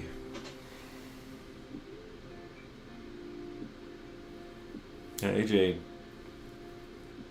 we've got a month till the next one, to the end of September, for our next critique session. So you got plenty of time.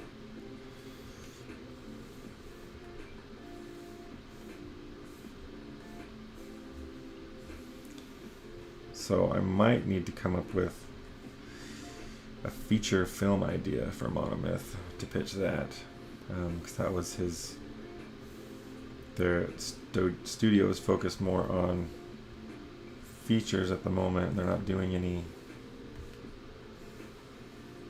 anything for television. So I might try to come up with a story in the world of Monomyth that can be told in a film. But anyway, I know some of you were wondering about how things were going there. Thought I'd update you.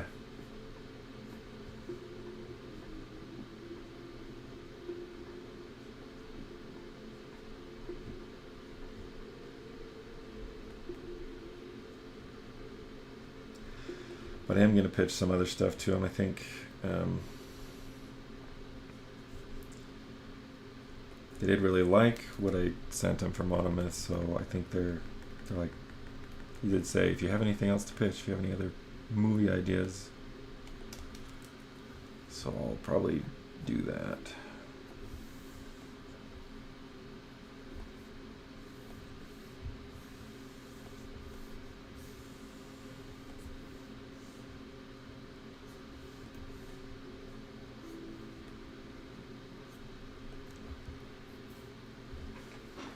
See, what about that plan you were thinking about, a character design challenge? Oh yes, I do need to do that. I'm going to do that and figure out exactly this weekend. I'll figure it out. I promise. This weekend I'm going to write it on my board so I don't forget.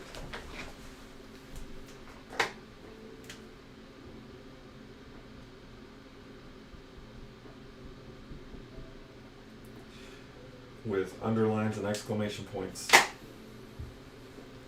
Okay. Oh.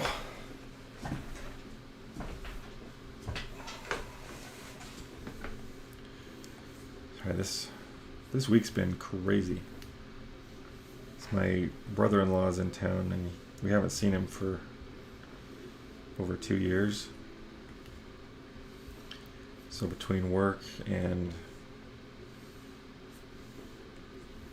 had work, and then we've been spending a lot of time doing family stuff this week, so been a little distracted.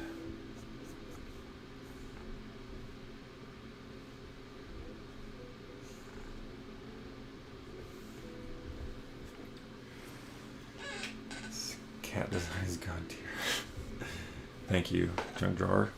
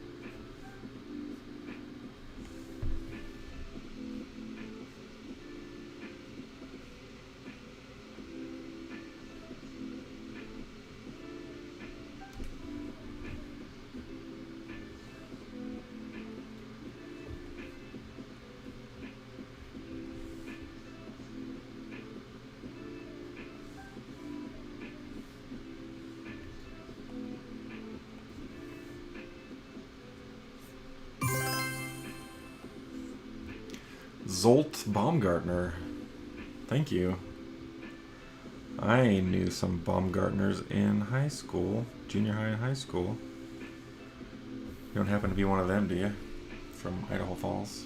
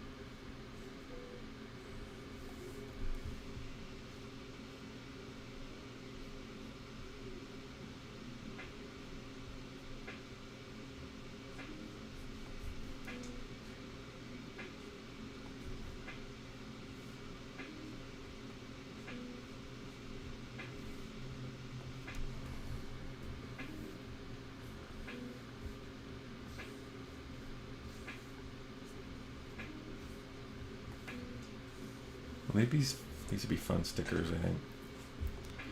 Bunch of Sphinx cat stickers.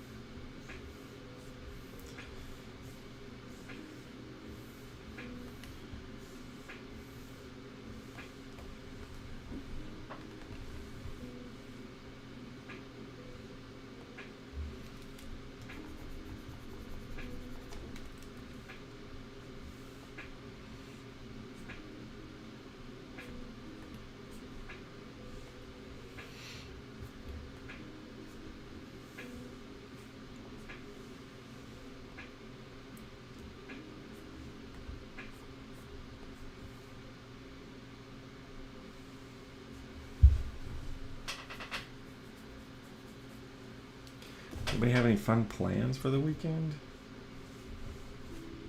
Anything going on that...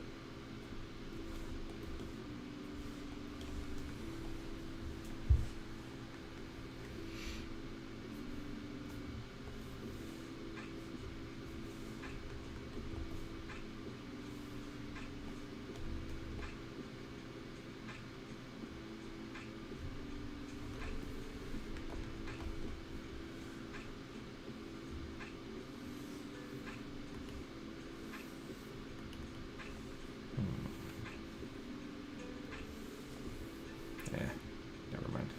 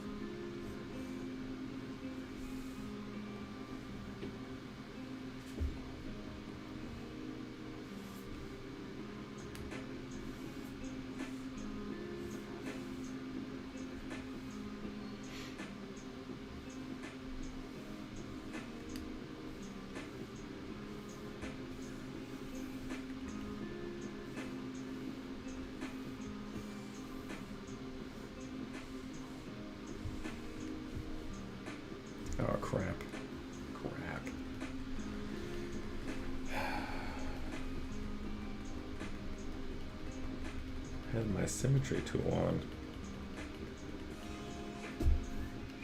Whoops. Okay. Rework the cyborg arm. Nice.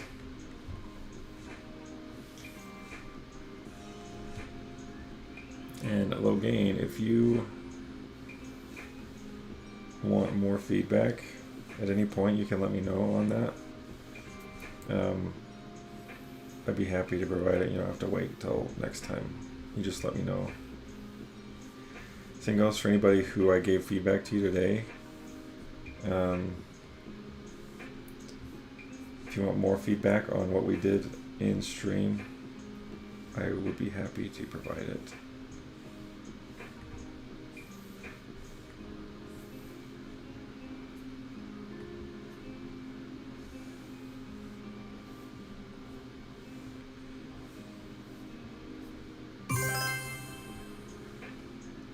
Lonely Vintage, welcome and thank you.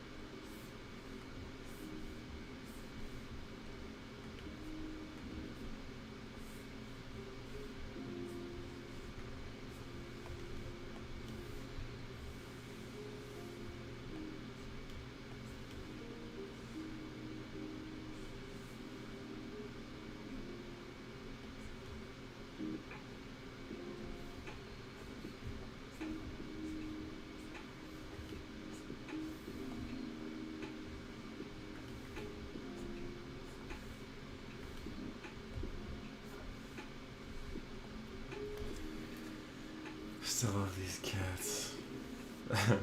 I'm glad. Trying to make a 3D fully rigged character and start animating them. That's awesome.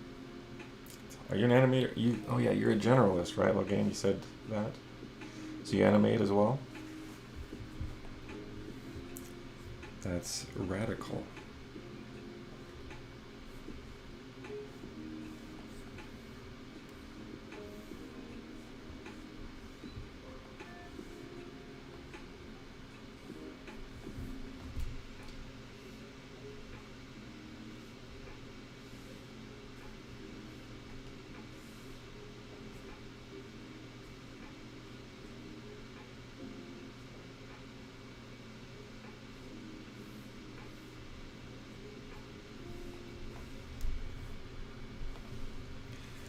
That looks garbagey. Let's...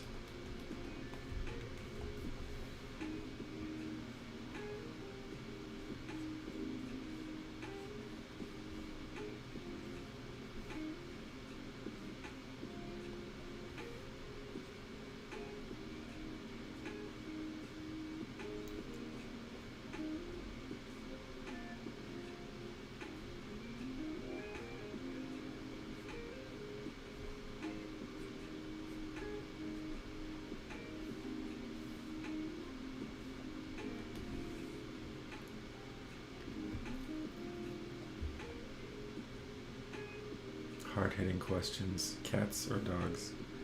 I'm a dog person.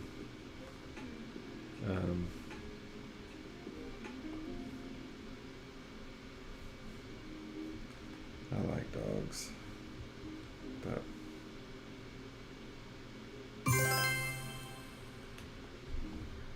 Yun Swan Yang, thank you. Next month I'll be updating the progress on those 2 characters with facial expressions and cool stuffs. Awesome.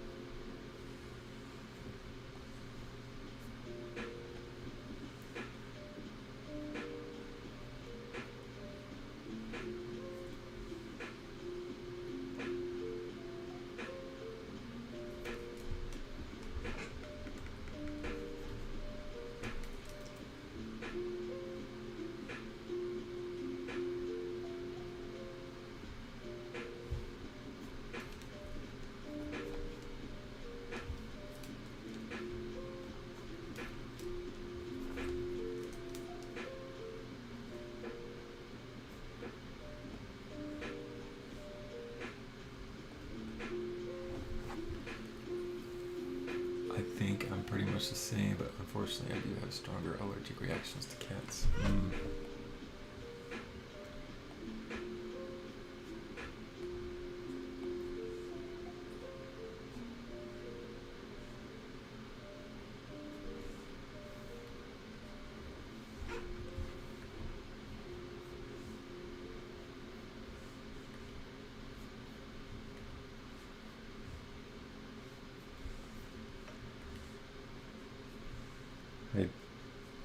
I think I like dogs more, mostly because they're easier to train. You can actually train a dog, but you can't really. It's hard to train a cat. Like, I don't like the idea of animals on my furniture.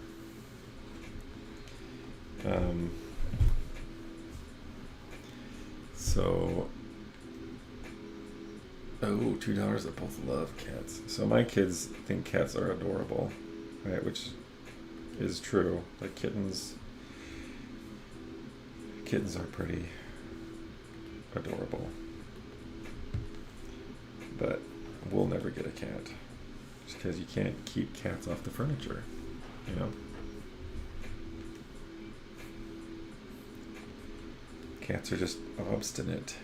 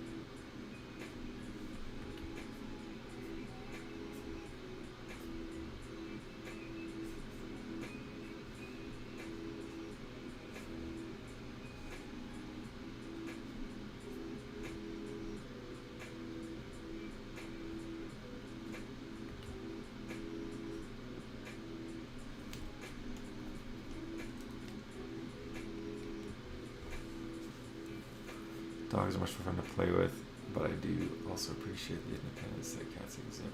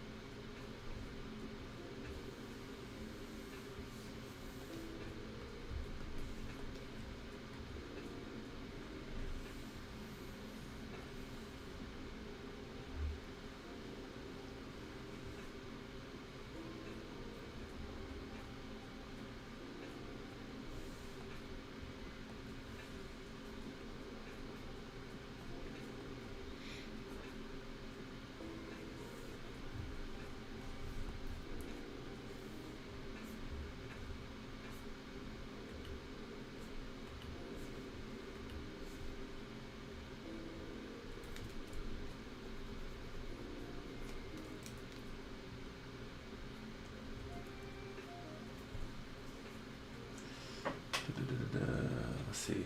My dogs and cats like to play together. Ooh. Also hate having to deal with pets indoors. Yeah. Housebreaking them, dealing with shitting. Not gonna any of that. Me neither. All pets are very much outdoor pets, and they were almost always cats that just started living in our backyard. Guess you weren't really like pets. More like tenants. Nice. No, ours is the same thing. We had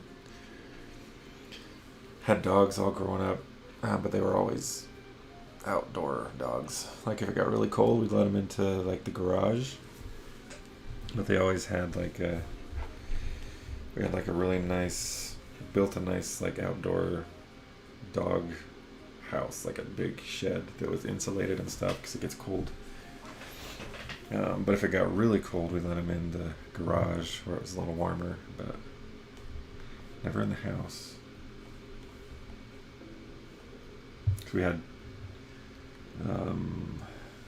labs and retrievers, and which shed, and they're bigger dogs, so not exactly the best for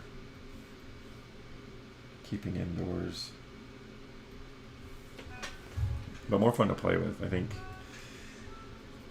little dogs, to me, I'm like, you can't play with a little dog. I'm like always afraid of breaking it, you know. My sister-in-law had a tiny little dog. I think it was like it's like 3 pounds or something. It's just tiny little dog, and I always had to like make sure I didn't sit down before looking, or like walk around in the house before watching where I was stepping, because I was afraid I was going to kill the thing.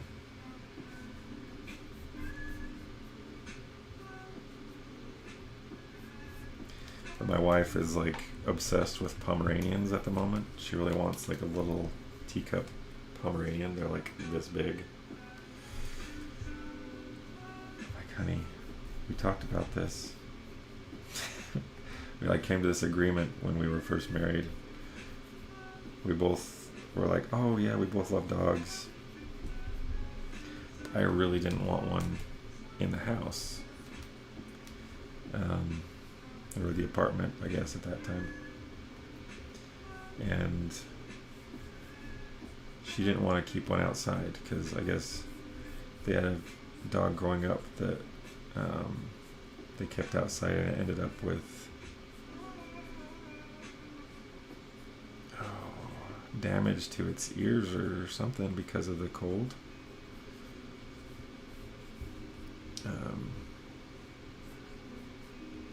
And they all felt super terrible about that. So she's like, I'll never have a dog outside again, because she just felt so bad. But It's like, if we get one, we can just build them a really nice dog house that's insulated, or have like a section of the house they can come into that's like separate. But I don't know. I just like the idea of dogs on my furniture or on my carpet. It's like, it grosses me out. Like, you think about it, it's like having a naked, hairy man sit naked on your couch. It's gross. Or sit bare, look at their bare butt on your carpet. Like, I don't care how well they lick themselves, it's still a bare butthole on your carpet.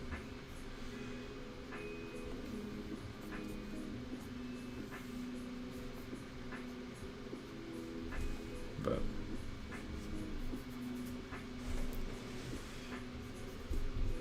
I mean, I don't mind when other people, like, I don't know, it's a weird thing. Like, other people that have dogs in the house, I don't really mind. Especially if they don't shed. Like, if there's not dog hair everywhere, it's not a big deal. You know?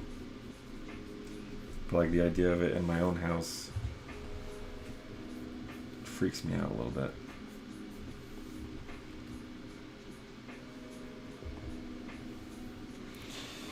Oh. Nice cat. Thank you, Daniel C8605. That's if they're housebroken. Yeah, if not, you have an even worse time getting them to not pee on the floor. Yeah.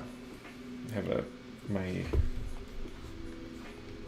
brother-in-law and his family, they just built this brand new home, right? And they had this dog that, like, as soon as they moved in, there's this huge pee stain on the brand new carpet. It's like, oh,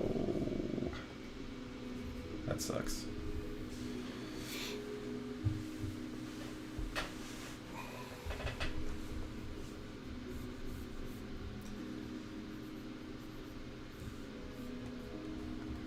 And even if your pets are housebroken,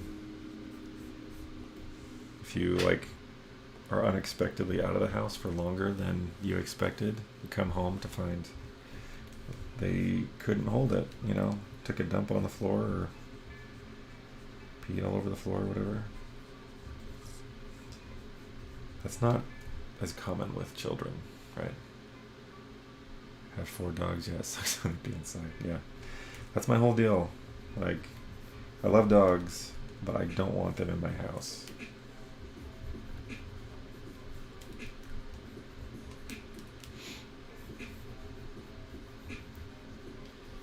Plus, I don't have time to clean up all the poop and stuff. We got a fish, thinking, oh, a fish is low maintenance, it's easy. And I was the one who had to clean out the tank, and which is super gross. Like, okay, no more pets. I don't want any more pets. Like, I don't have time for pets, especially if you can't. Like, a dog is worth the effort, I think. Right? You can, like, a dog feels more like part of the family, and because you can actually play with them and, like, you know that they love you, you know. But like a fish isn't worth the effort. Right? Cats, I don't think are worth the effort because they do their own thing. They're like masters of their own domain. Very independent, right? I don't think they ever truly love you. They just kind of pretend they do so that you'll give them back scratches or whatever. But anyway, I'm gonna stop talking about it because I don't want to offend anybody permanently.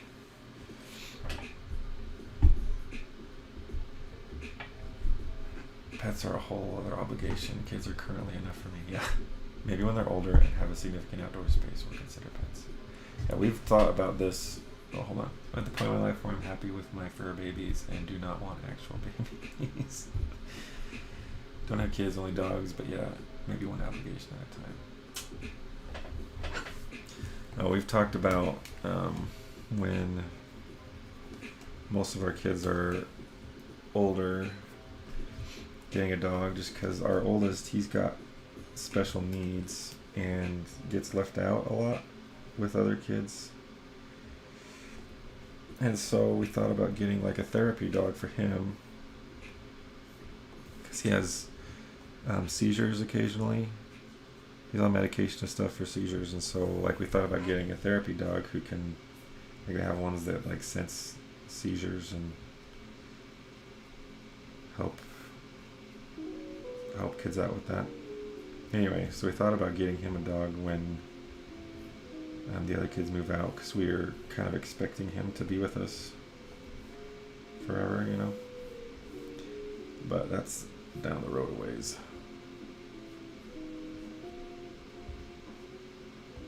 And it would probably be an indoor dog.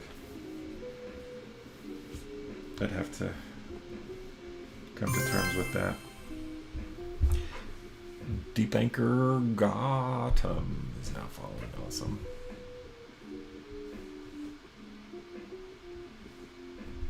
Come on, Rainbow Wheel. Oh, I should probably be saving. That happened, like, the one good thing about the Rainbow Wheel is it reminds me to save. So I'm always scared. I'm like, oh crap, is it crashing?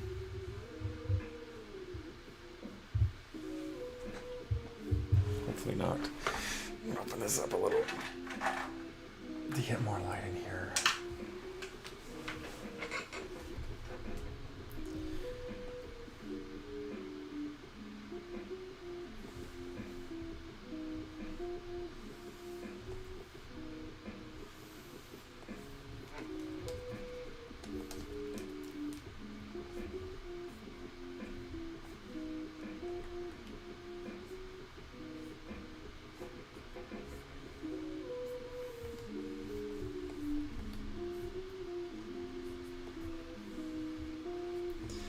Guys, Sphinx cats, I've decided, are super fun to draw. All those wrinkles and stuff. Oh, super fun. Super duper fun.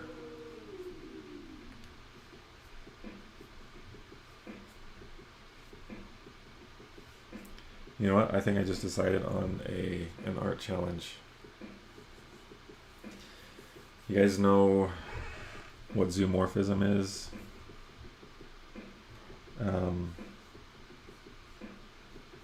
It's like, I mean, I think most people know what anthropomorphism is. It's like giving an animal or object human-like characteristics, right? So like, there are lots of anthropomorphic characters in animation, like animals that have a lot of personality or that talk or walk or whatever. Zoomorphism is basically just the opposite, where you've got a human with animal-like characteristics. And I'm thinking maybe for our first art challenge, we'll do a zoomorphic character. Ryu Malko? Thank you. A zoomorphic character based on Sphinx cat. That'd be kind of fun. And we'll figure out details as far as deadlines and that stuff, but I think that sounds fun. And I'll do it too, but I'll do it in private, so that I don't want to like. Ooh, bits. Ooh, bits. Thanks, Fuzzy Squirrel. You're the man. Emotive approval. So it makes sense to me, like, since I have kids, pets seem like a bit much to add right now. If I didn't have kids, I might think differently and decide to get a pet for pets. Yeah.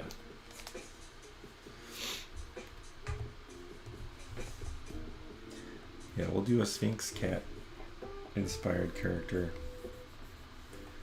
I was thinking about Dolores Umbridge because there are lots of awesome zoomorphic characters in Harry Potter. Dolores Umbridge being my favorite. She's supposed to look like a toad, right? The way she's described and the way that it fits her personality is just so perfect. But there are several in there. There's like Snape, who's described as looking like a bat with his robe and stuff. It looks like a bat. There's Voldemort, who's got like the snake characteristics, right? You've got Fenrir Greyback, who's like a werewolf who looks more. He's got very wolf-like look to him, right? Anyway, there are lots of them in there, and so I think it'd be fun to. Zoomorphic characters are a lot of fun because people associate certain animals with certain characteristics, right? People associate like sharks with sharks are dangerous and very predatory, and so you create a character that looks like a shark and people are going to automatically know they're dangerous, right?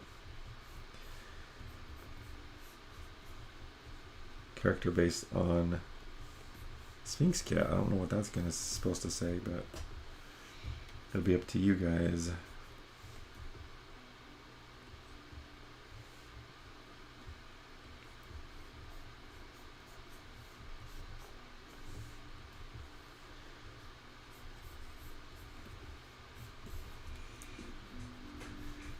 So these are apparently so this is a kind of Sphinx cat. In case you were wondering about the ears, why they're like curled up like that, there's certain cats.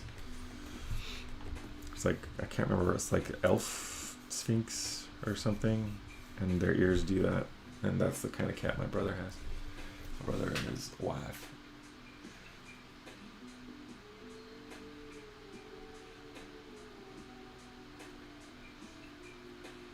Oh, yeah. I can just see my kids. Hey, little critter, come up on the couch with me, or come in my bed, or, come get in the bath with me. I can imagine that sort of stuff happening.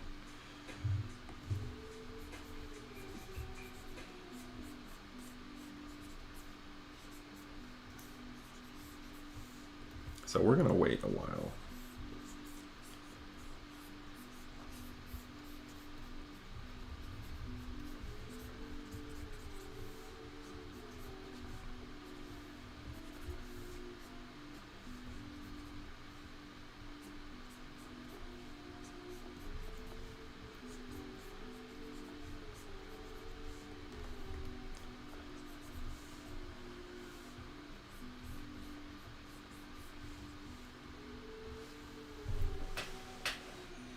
Gollum is the first reference I thought about.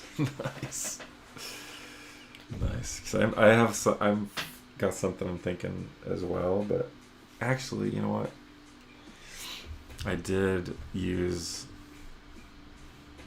a thought, because I keep thinking every time I see these cats, I think, oh, it looks like a goblin, like a little gremlin or something. And I did these characters for a 3D Total book that I thought about. I thought about that. Let's see, where are they?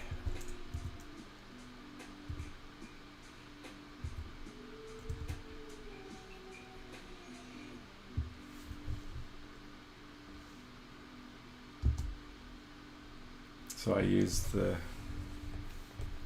you see the ears.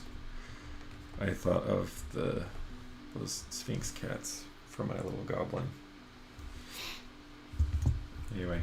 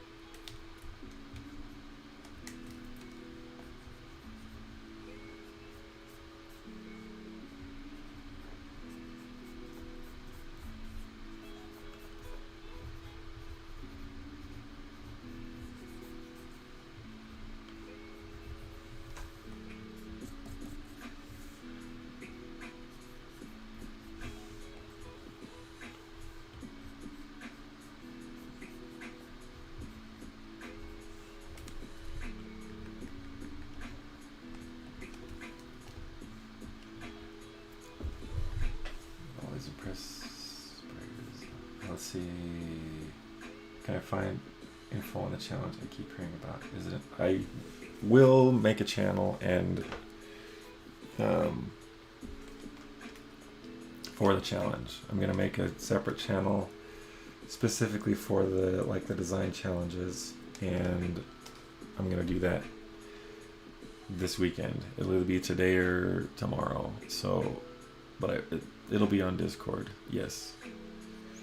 I'm always impressed by your designs. Thank you. Always been jelly of your expressive characterization of things. Is just so scrumptious. Thanks. You guys are so nice. So nice.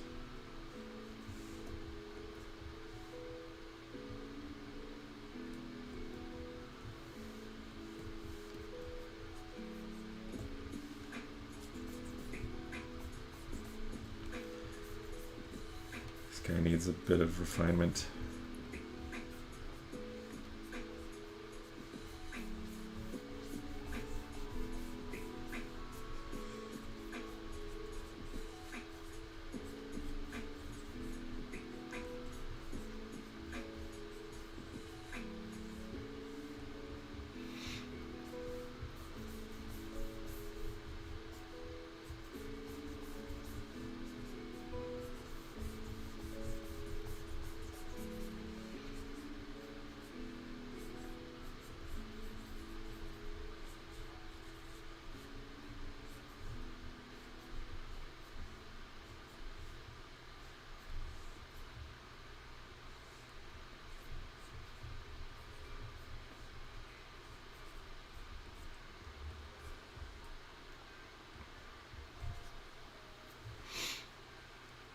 And the lurking continues.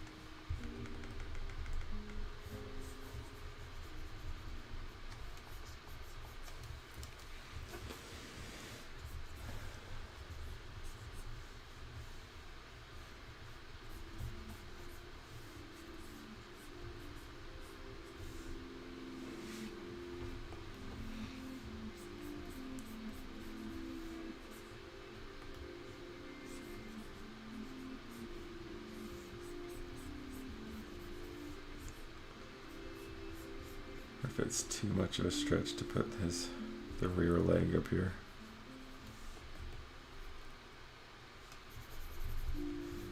But cats do all kinds of weird, get themselves in all kinds of crazy weird positions.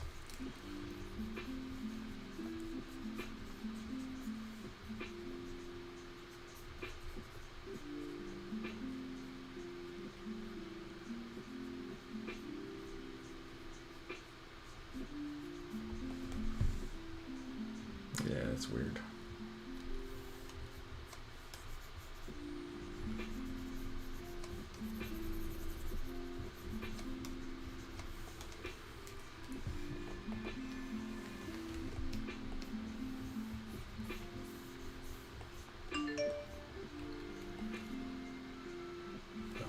It's like, what was that?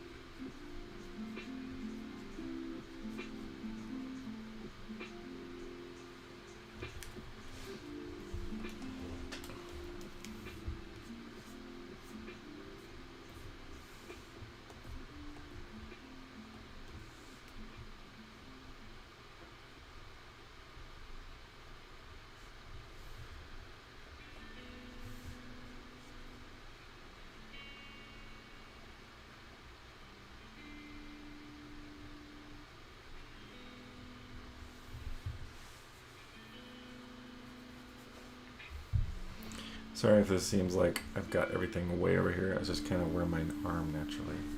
So let me scoot over. Get this more centralized.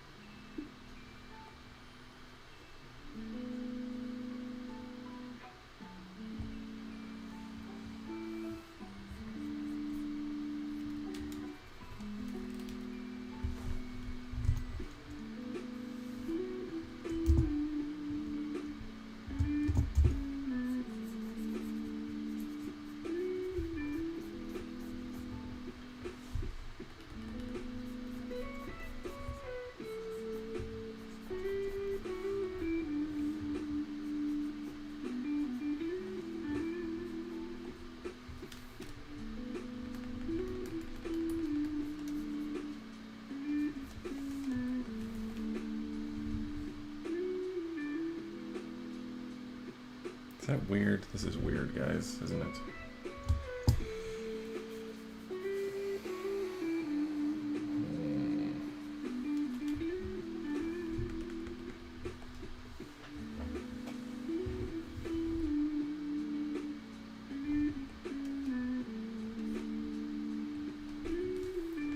I've got the webbing between this one's fingers. It's another thing that I think is super strange about Sphinx cats. They've got this awesome... I mean, I didn't realize cats had webbed toes, but they totally do.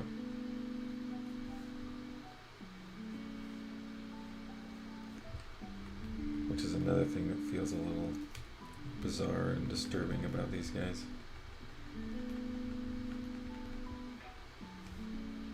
I think... yeah.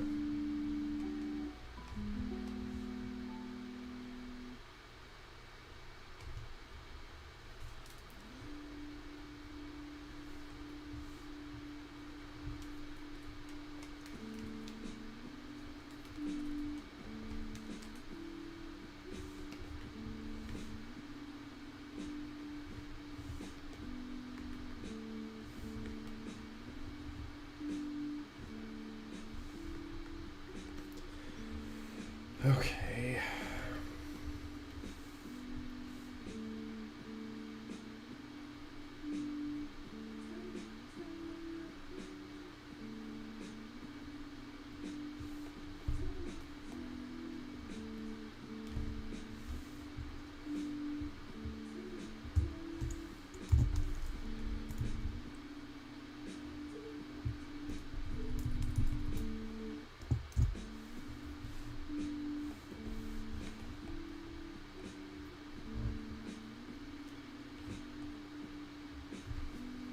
Also been told that cats don't actually sit on their butt, rather their hind legs.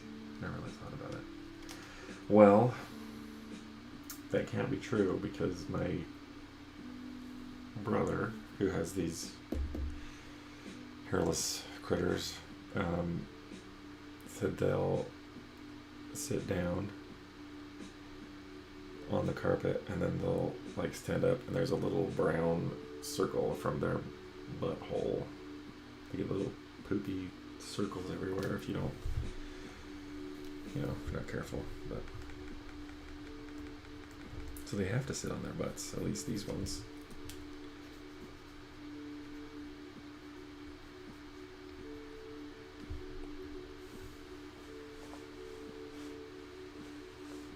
Is it a puddle of booty? I'm glad that my whole life isn't a lie.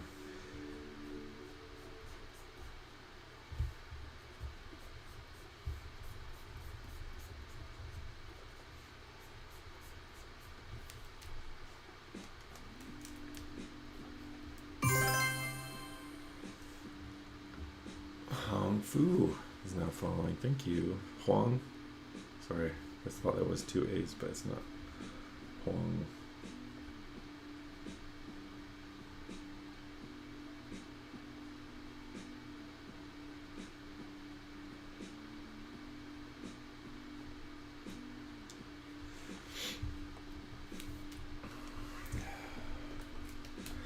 I'm gonna do something really quick. Image rotation. Flip the canvas.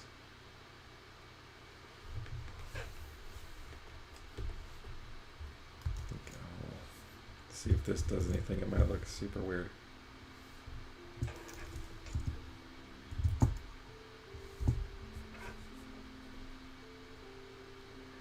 Then again, it might work.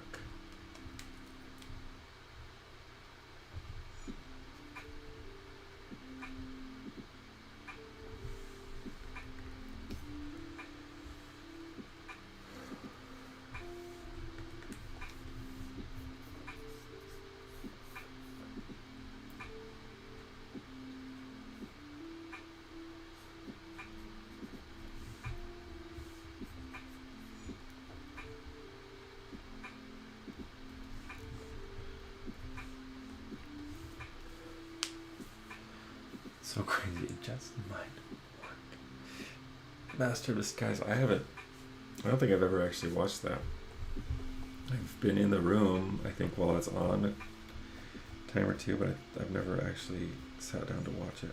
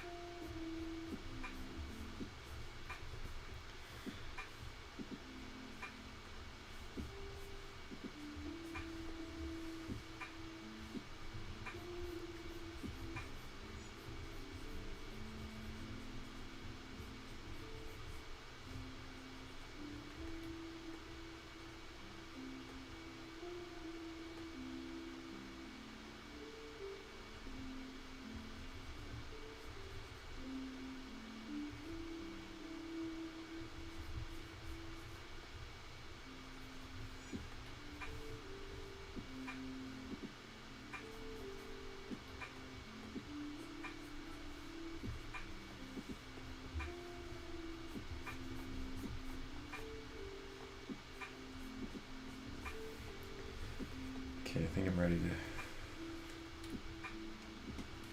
maybe ink this guy.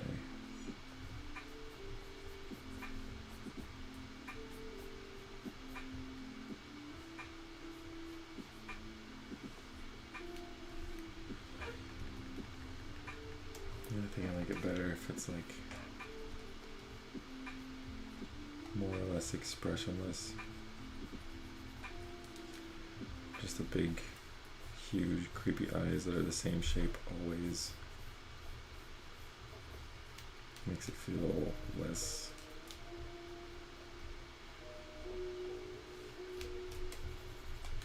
human, less relatable, which is kind of the whole idea, I think, here. These critters are like alien. Okay. Time to ink this guy up.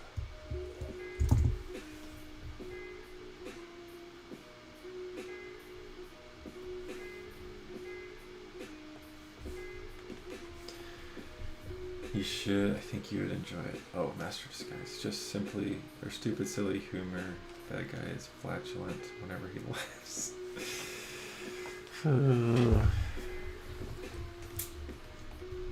I do like poo humor.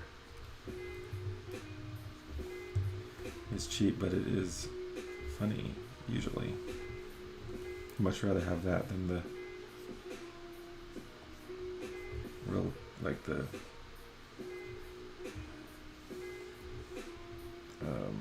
nasty humor.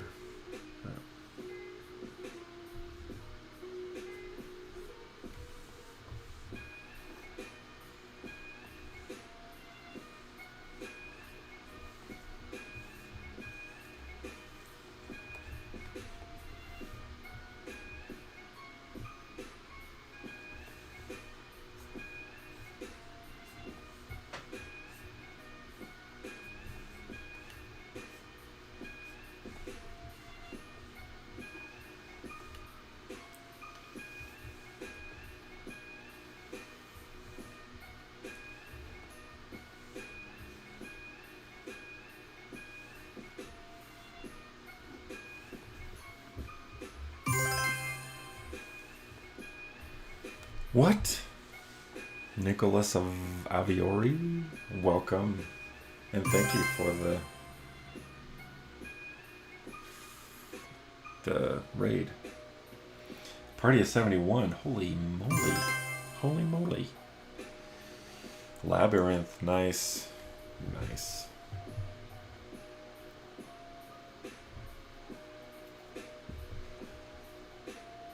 Let's see. All your marshmallows, have a good evening or whatever it is for you. Yeah, enjoy your weekend. And welcome, welcome, welcome, Raiders. Legatraz, hello. So many new friends. Yeah. We're drawing Sphinx cats today. The hairless wonders.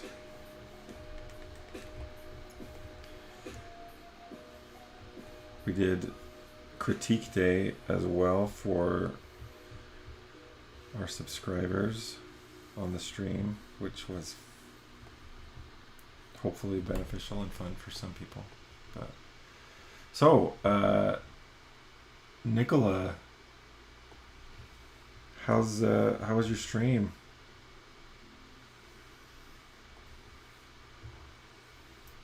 Let's look here really quick. Nicola Saviori.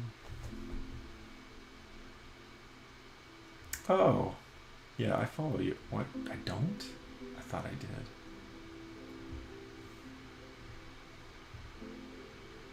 Awesome. Cool stuff. Cool stuff.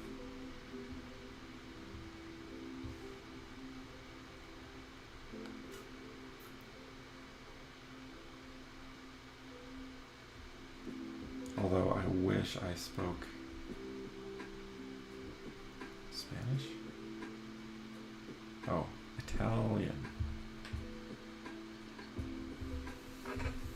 Awesome. Thanks again for the raid.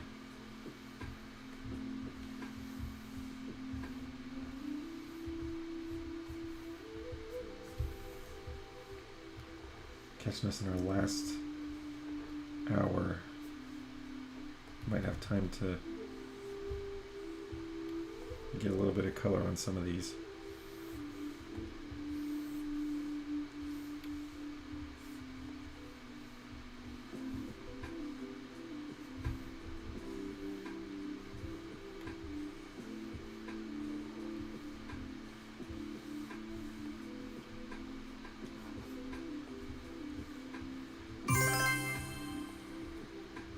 Darth Pacho 1.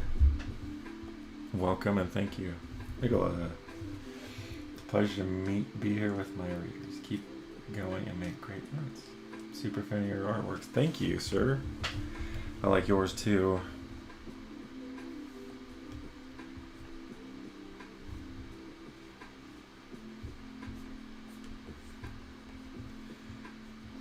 I wish I spoke Italian. So, Nicola, how did you like, we have another Italian on the channel, I think. We did at some point. What'd you think of Luca? Did you like it? Just because that's like the only animated movie I can think of that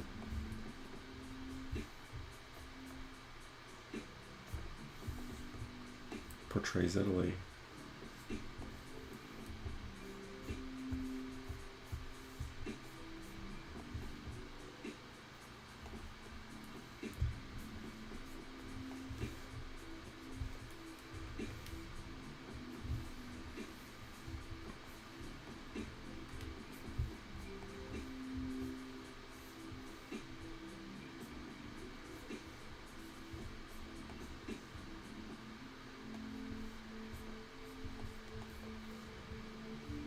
I'm gonna go and make sure that I'm following you on Instagram.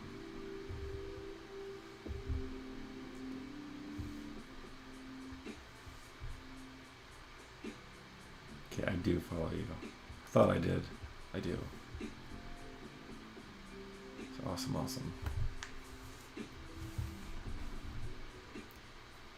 Silenzio Bruno. Right.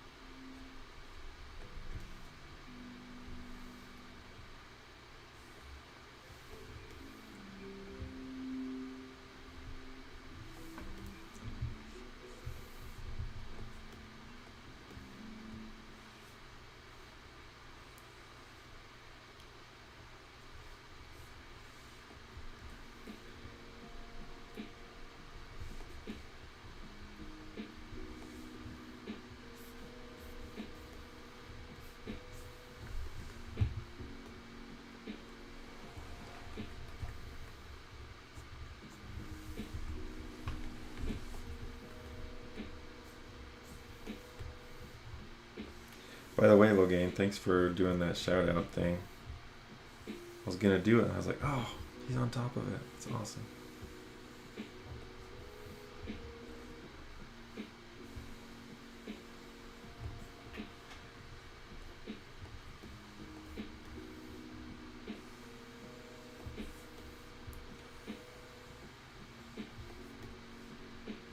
You okay if I like just call you out to do that whenever we need to? 'Cause that would be awesome. Sweet.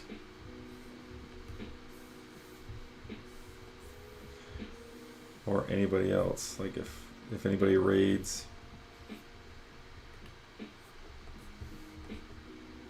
should be an automatic thing. Shout out.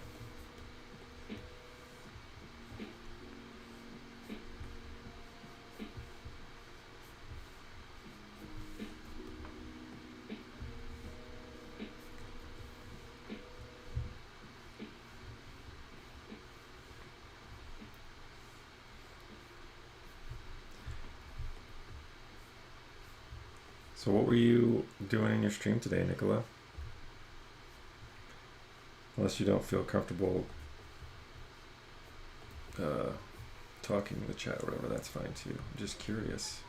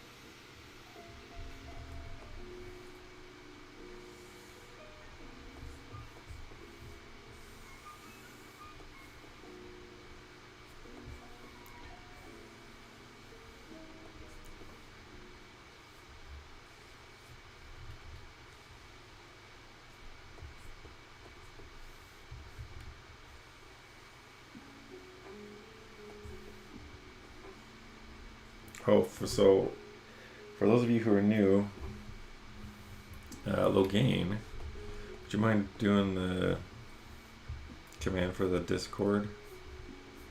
I'm going to be posting today or tomorrow, probably today, link or description of a character design challenge for the Discord group. It's going to be a zoomorphic character based on a Sphinx cat, these hairless cats. So a human or humanoid character based on with Sphinx cat characteristics, which will be fun. So if you haven't joined the Discord, or if you're new,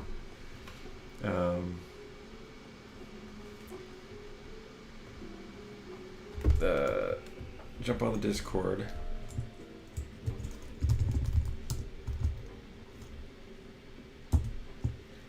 And we're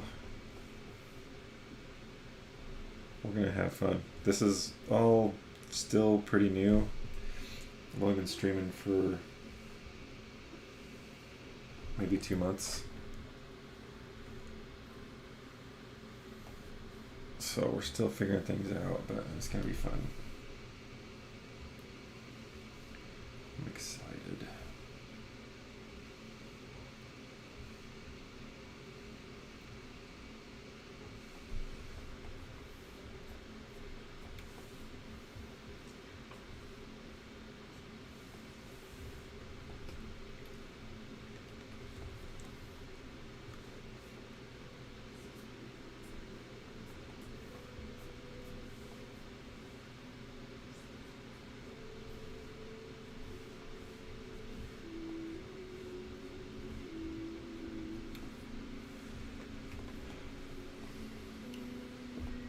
Triple points day at Cafe Rio today, by the way. In case any of you are wondering, I think that's what I'm going to do for lunch. Cafe Rio. I love Cafe Rio. Except they got rid of my favorite meat. So they used to have this, like, spicy green chili pork. And it was my favorite, and they got rid of it. What the? What? So now I have to find a new favorite. I used to really like the sweet pork, which is still good, but like after the other one, I'm just like it's not the same. I don't like it as much anymore.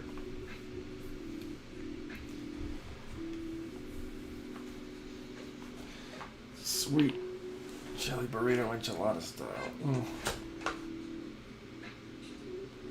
Yeah, well, I just wanted again, I was just talking about posting the link to the Discord, but I did that. Yeah, so I used to do the fuzzy squirrel. I used to do the spicy pork with the habanero sauce. And enchilada style and stuff, but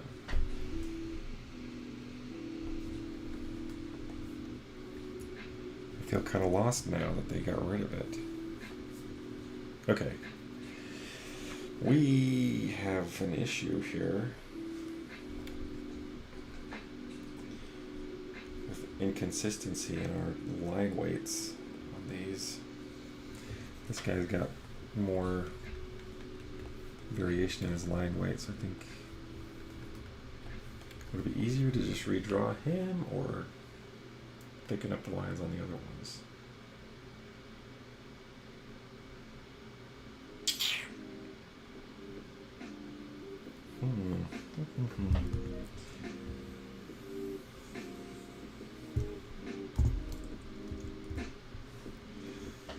Let's see.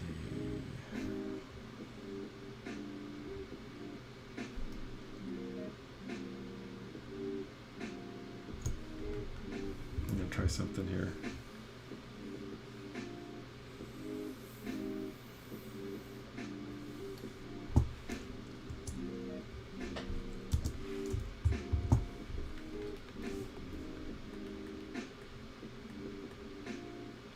something.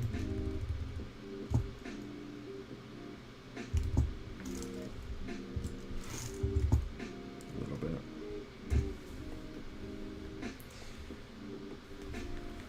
We do need to make some of these other heads pop. I think.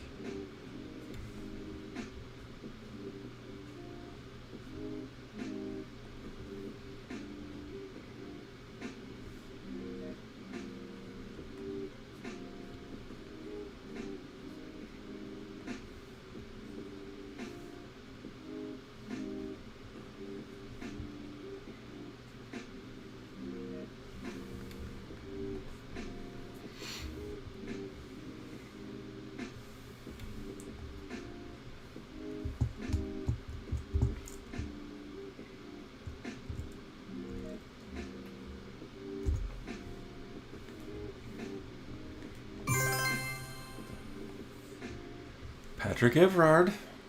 Thanks, dude.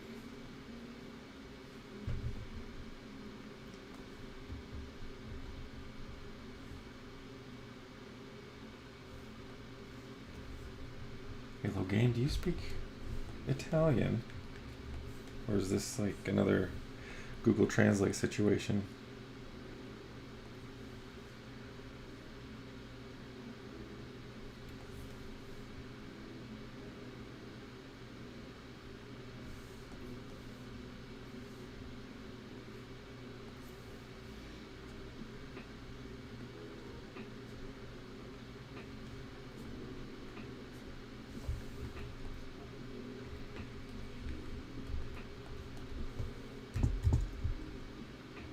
Oops. Not what I meant to do.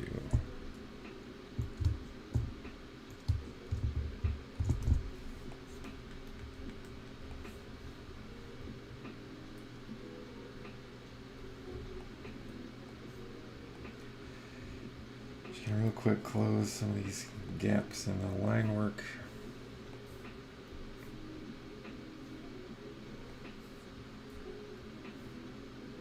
I can use the magic wand tool to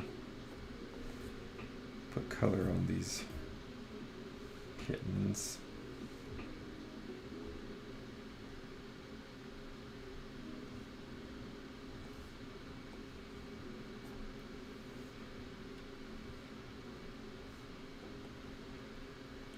Google Translate, such a handy tool.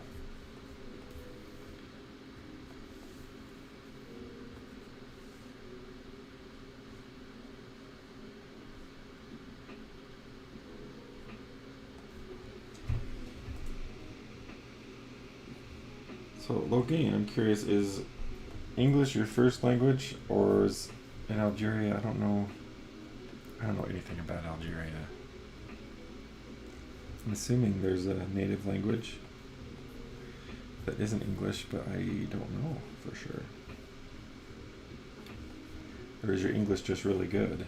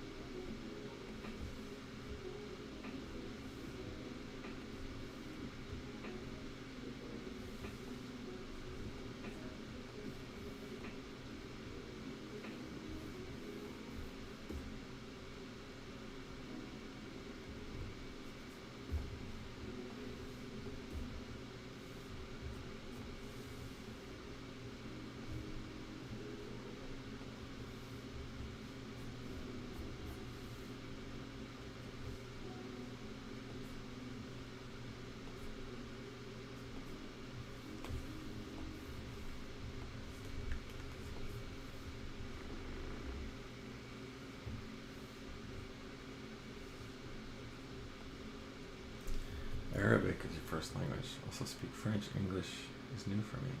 Well, you're doing really well. Wow. Arabic and French and English. That's awesome. Awesome. I always say, oh, I wish I spoke Spanish. I really want to learn Spanish. Because it would come in really handy. There are a lot of people around here that Spanish is their first language. It'd be nice to speak it. I just haven't taken the time to really learn it. How long did it take you to learn? How long does it take you to learn a second language or third language? Logain.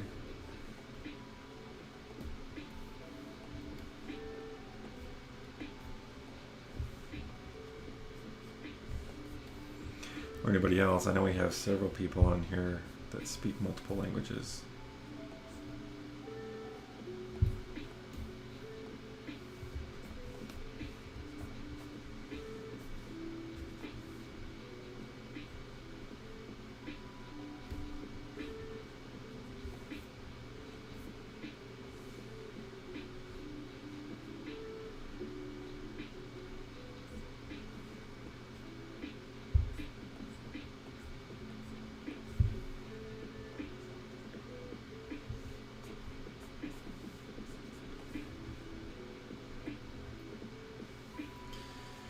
You who have the gift of being a polyglot?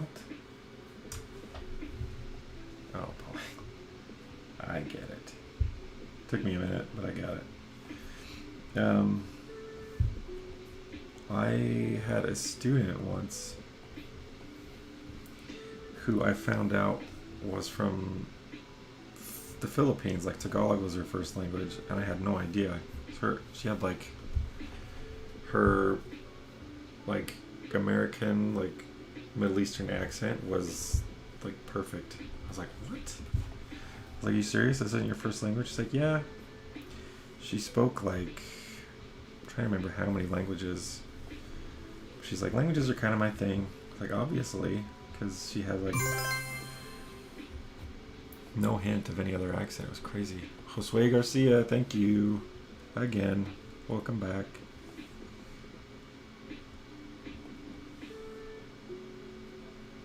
Anyway, it's always super impressive to me when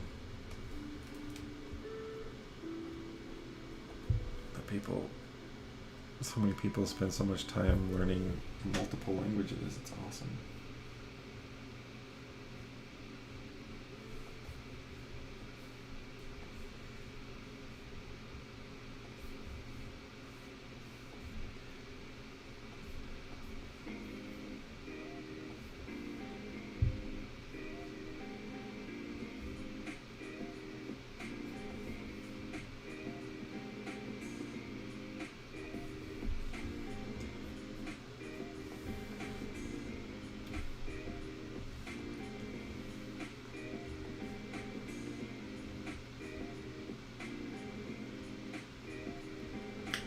There's another language for you, C++. The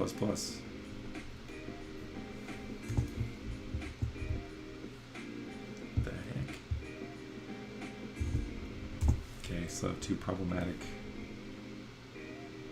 critters here. This one, where's the gap? Where's the gap?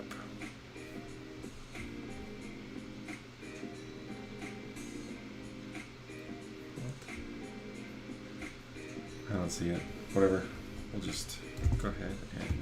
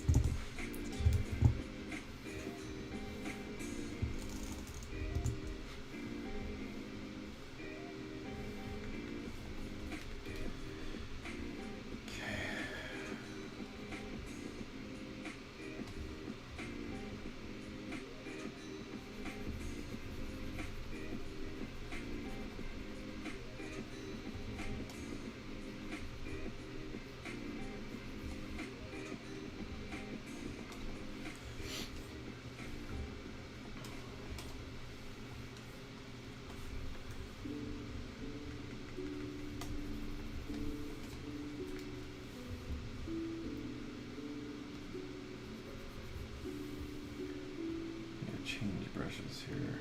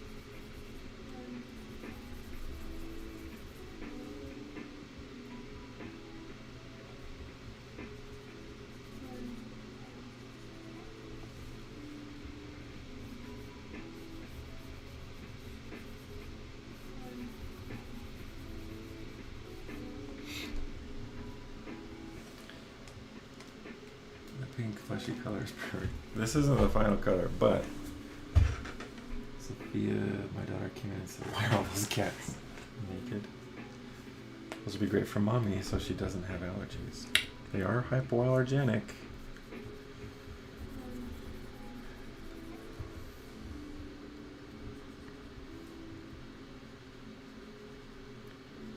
They've got that weird, like, beautiful, ugly thing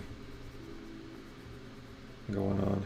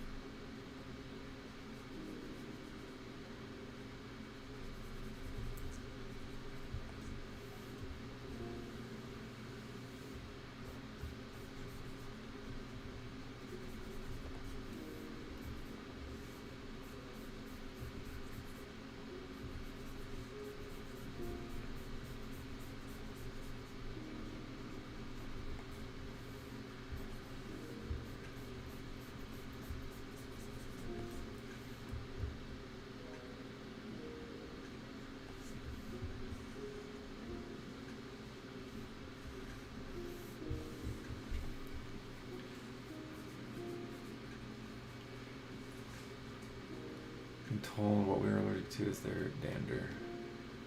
Which sounds just as gross as yeah. Oh.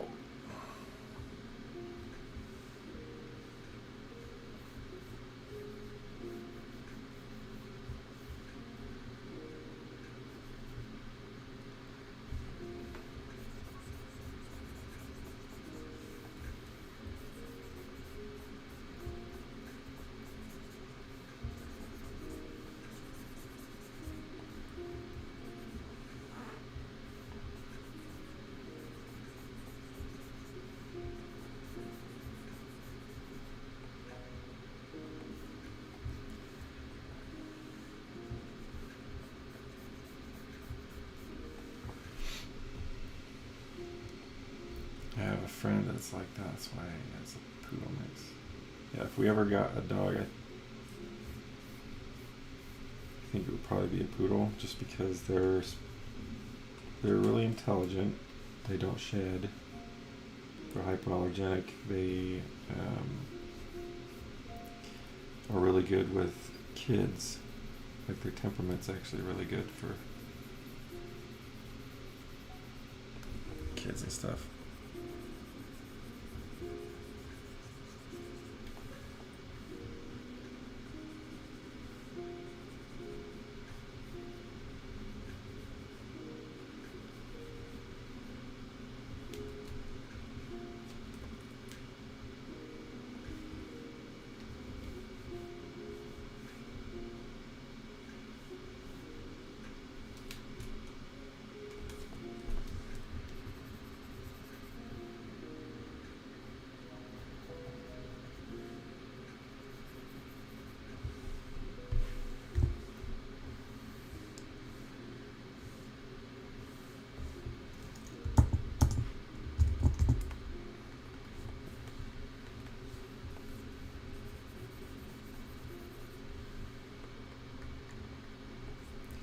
Okay, got the color blocked in. That's good.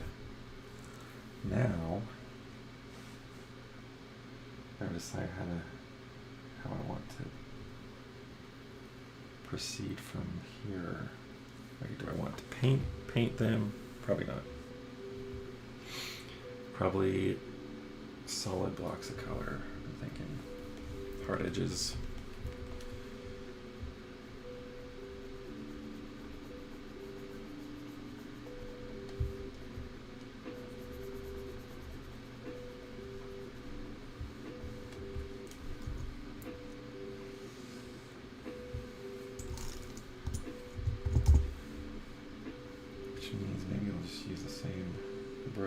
As we used for the line work. Okay, first we need to find a good. Just gonna warm up this color a little bit.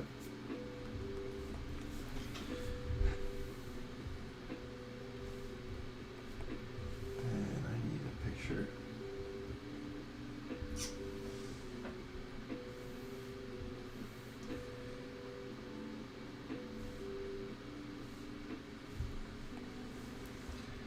So we'll have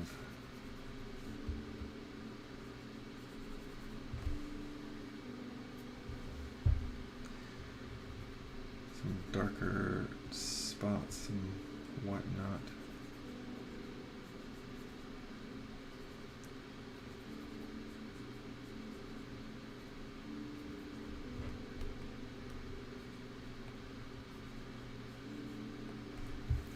I'm gonna have to look at some reference, I think.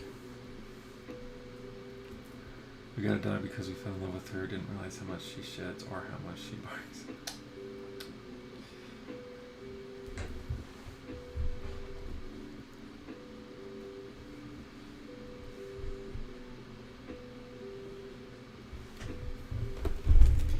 Let's look here for just a sec at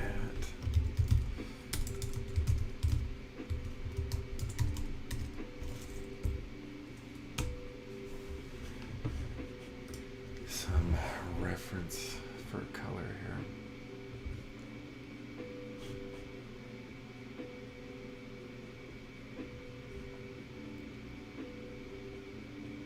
I need to make at least one of them, or So my brother has two Sphinx cats that are different colors. I need to find some pictures of them to do the colors on them. I think I got. But in the meantime,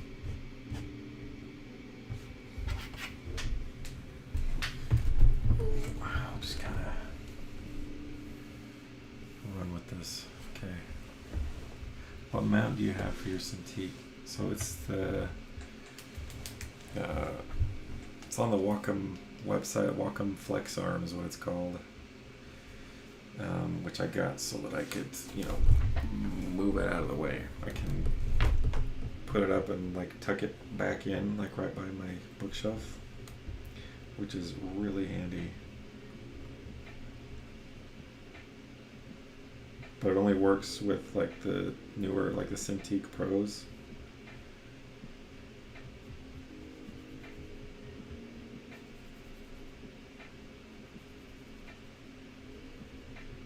Which is the only drawback, I think.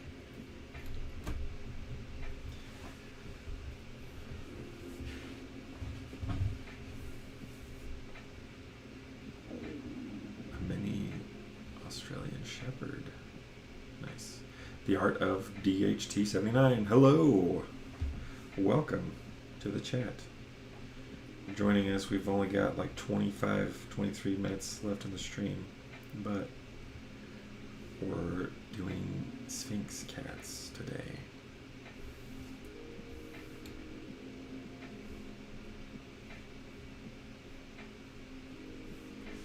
Maybe a little more. Cool that off and darken it just a little bit.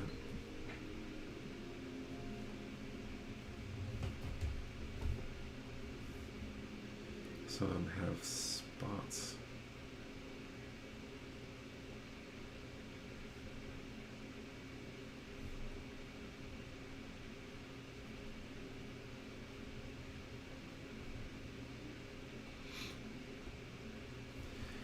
Any affiliate links for it I can support you with. Looked at these amounts, but all of them don't seem strong enough. Yeah, I don't have any. Well, actually, I do. If you want to buy it on Amazon, but I would recommend just buying it from the Wacom website because there are lots of with third parties. I don't know, with like brand specific stuff like Wacom, especially higher priced stuff, I usually just buy straight from the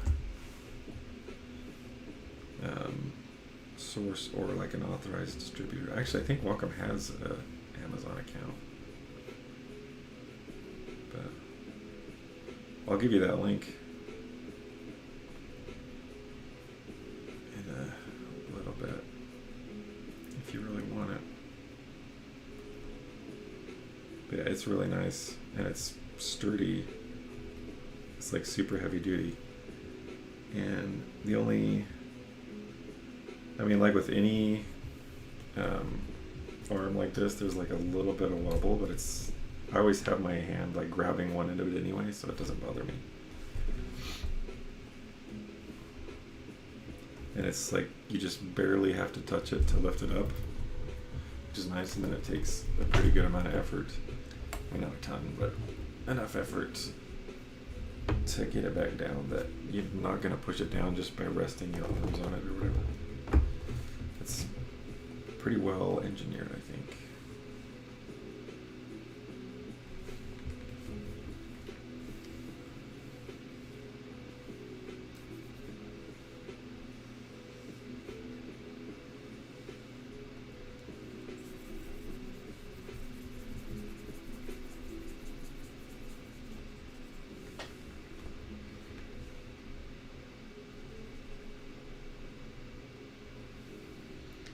Make this whole tail gray-ish.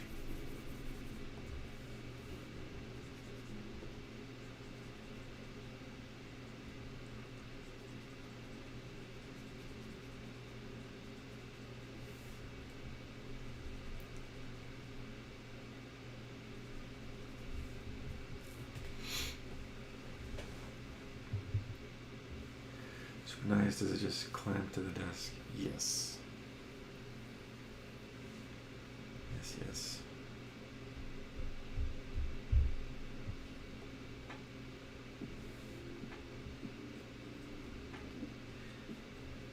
But it doesn't, like, it only comes forward. I had a really, like, I've got like a hydraulic, not hydraulic.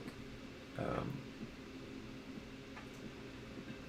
anyway, I've got a standing desk, but the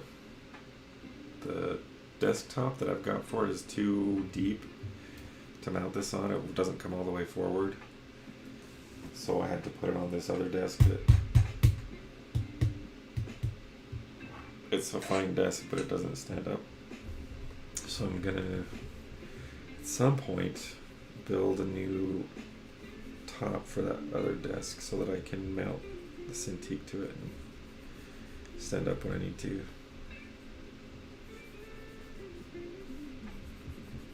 So if your desk is really deep, I think this comes forward like a total of 30 inches, but that's if it's straight forward. So this desk I think is 22 inches deep, and it works perfect. I'm gonna make a 24-inch. Planning on making my new desktop 24 inches deep, and this will work just fine with that.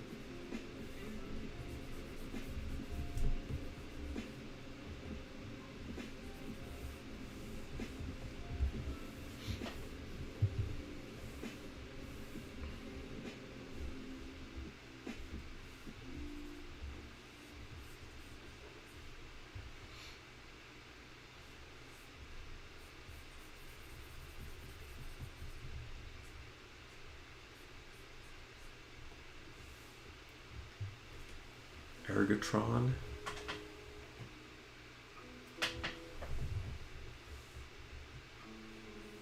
You have one of those? Serbo Art.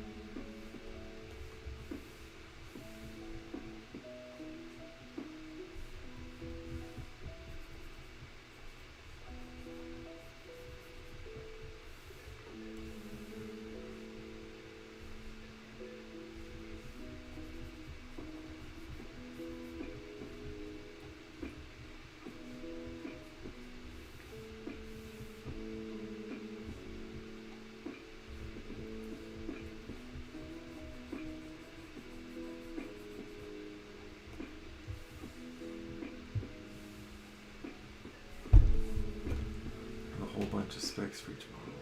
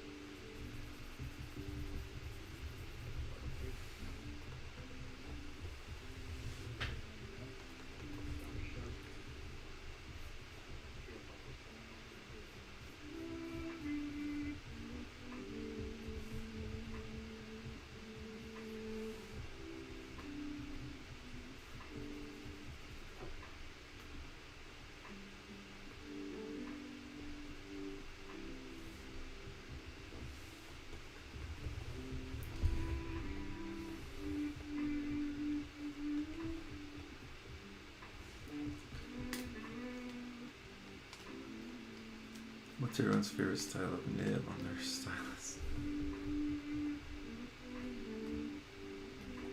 Good question.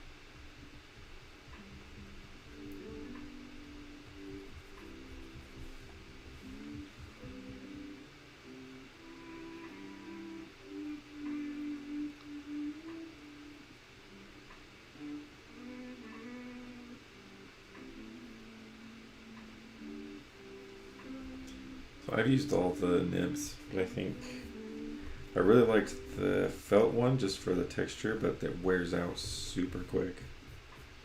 The spring one I also kind of liked. It just like it requires more pressure to. Anyway, it gives you a different sort of feel in terms of using the pen pressure and the different brushes and stuff, which is kind of nice.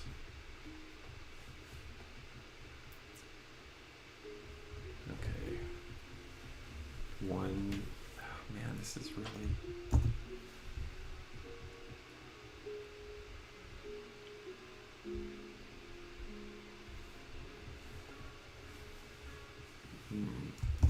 I'll even go more.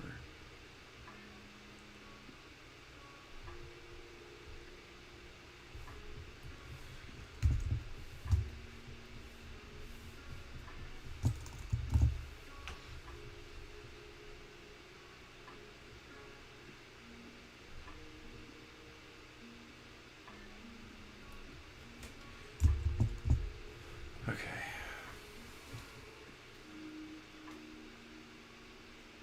How often do you change your nibs? I change them when they wear out.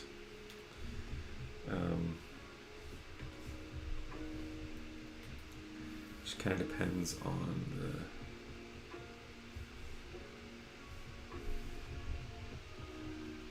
the. Like, right now I'm just using the same nib that my stylus came with. It's just a hard plastic one. Those are the ones I use most just because they're.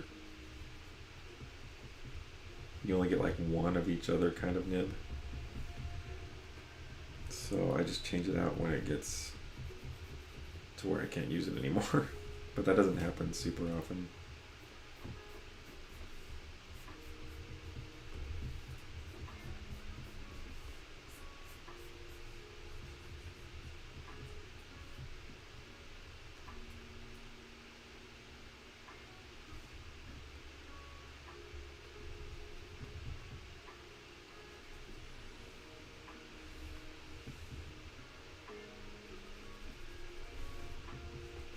Okay, one cat down, I think.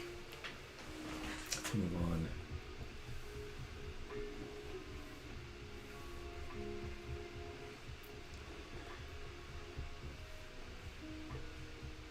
This guy, I think we'll do.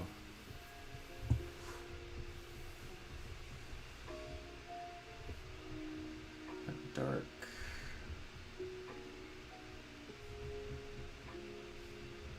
Darker colored cat.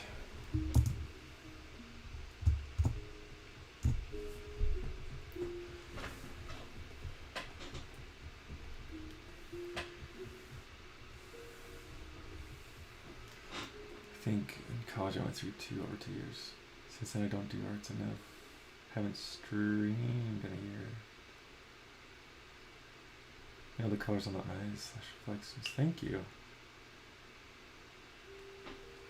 Jelly gives succinct color choices. Thank you, sir. Appreciate it.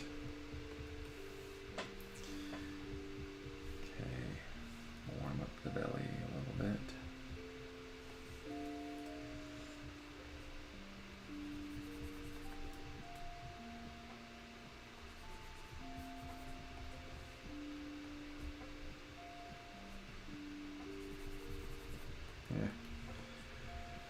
Keep it.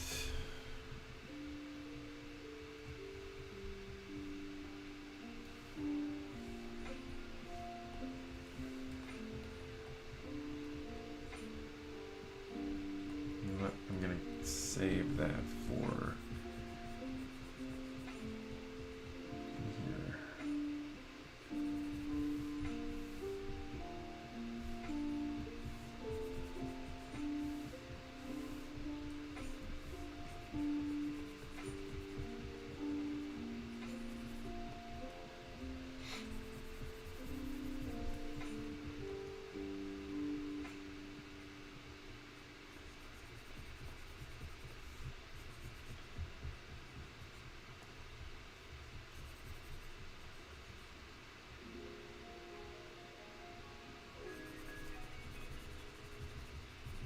This is sort of the color. This is the coloration of one of my brother's cats.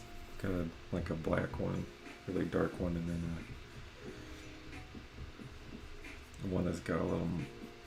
It's a little bit lighter color. It's close. It's kind of like this one, but not quite.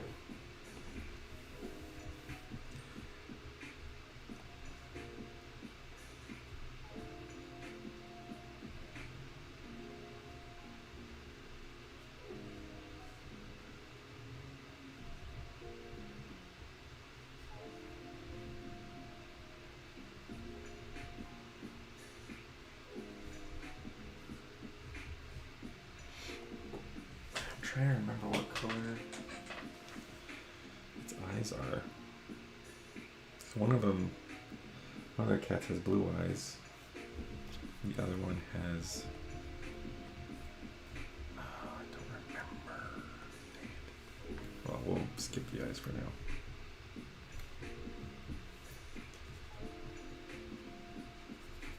But it's got a dark patch that I think comes all the way down here. If I'm not mistaken, which I very well could be. But Goose Teeth, welcome and hello. These naked boys are coming along great, thank you. How many colors do the naked cats come in? Quite a few, actually.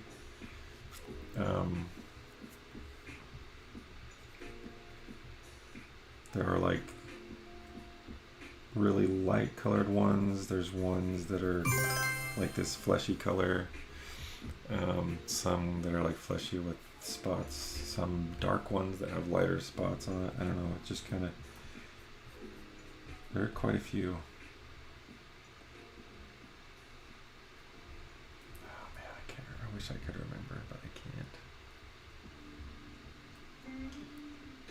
There's one of the Sphinx cat and allergic to cat hair. I want to say. I can't remember. I want to say my sister-in-law is allergic to cat hair as well, but I'm not 100% sure on that. I think part of the reason they wanted Sphinx cats is because they're kind of weird, you know? And they like strange things.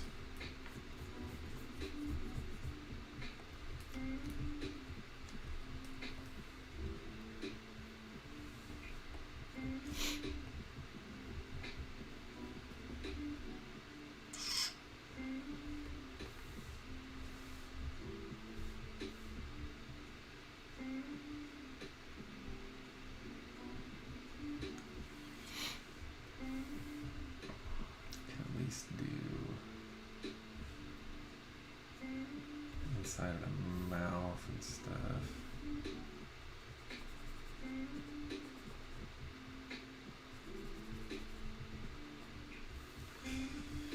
Has to be lighter than that. Warmer.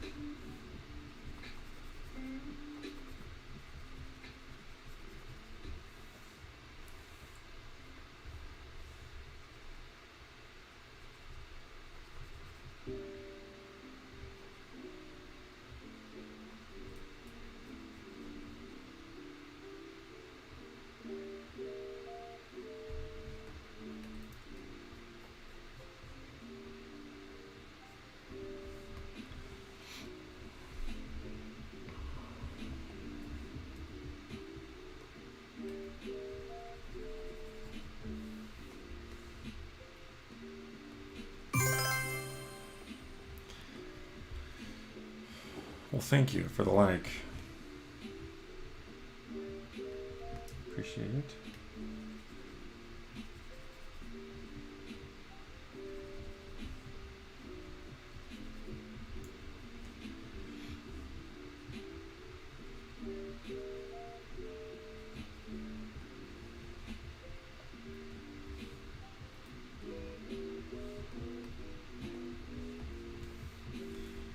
Okay, this cat, I think I'm gonna spread this dark color down here.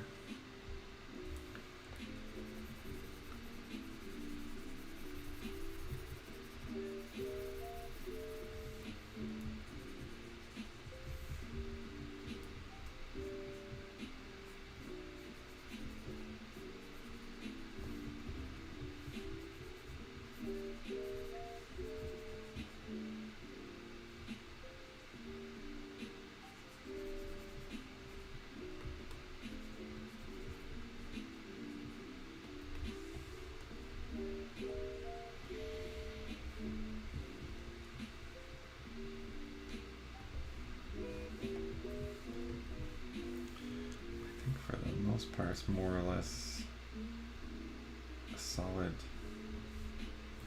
color.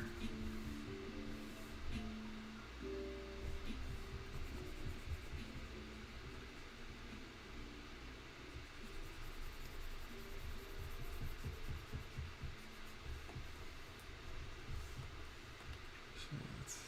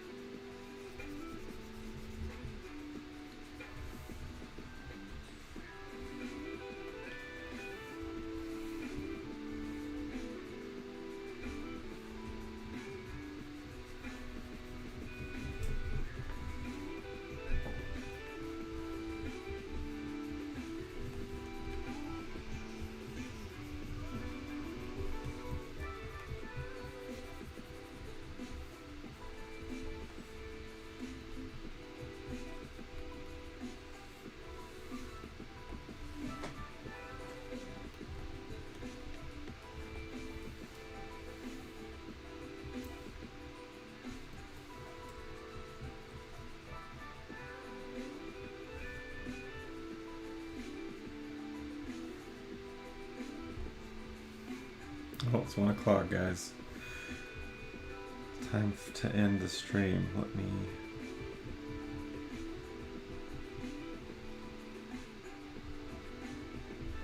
just make sure this stuff is squared away first, and then we'll jump off. Does anybody have a recommendation for someone to raid?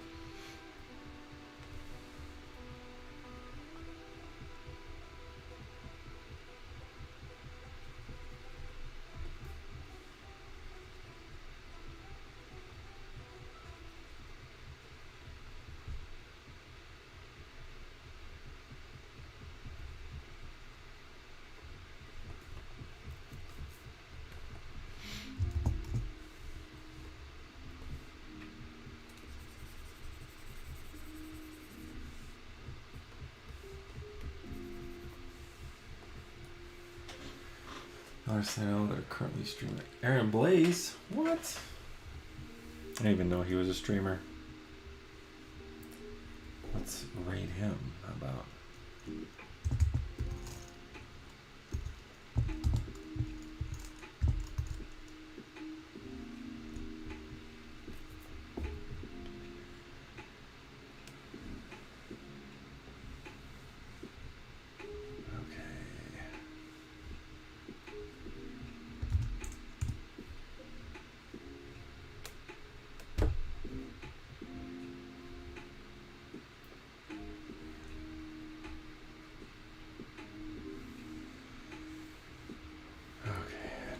This pulled up. Raid channel.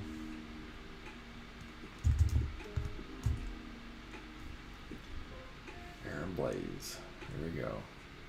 Okay. By the way, thanks you guys for coming, stopping by. We're gonna raid Aaron Blaze. Here we go. See you guys hopefully Monday.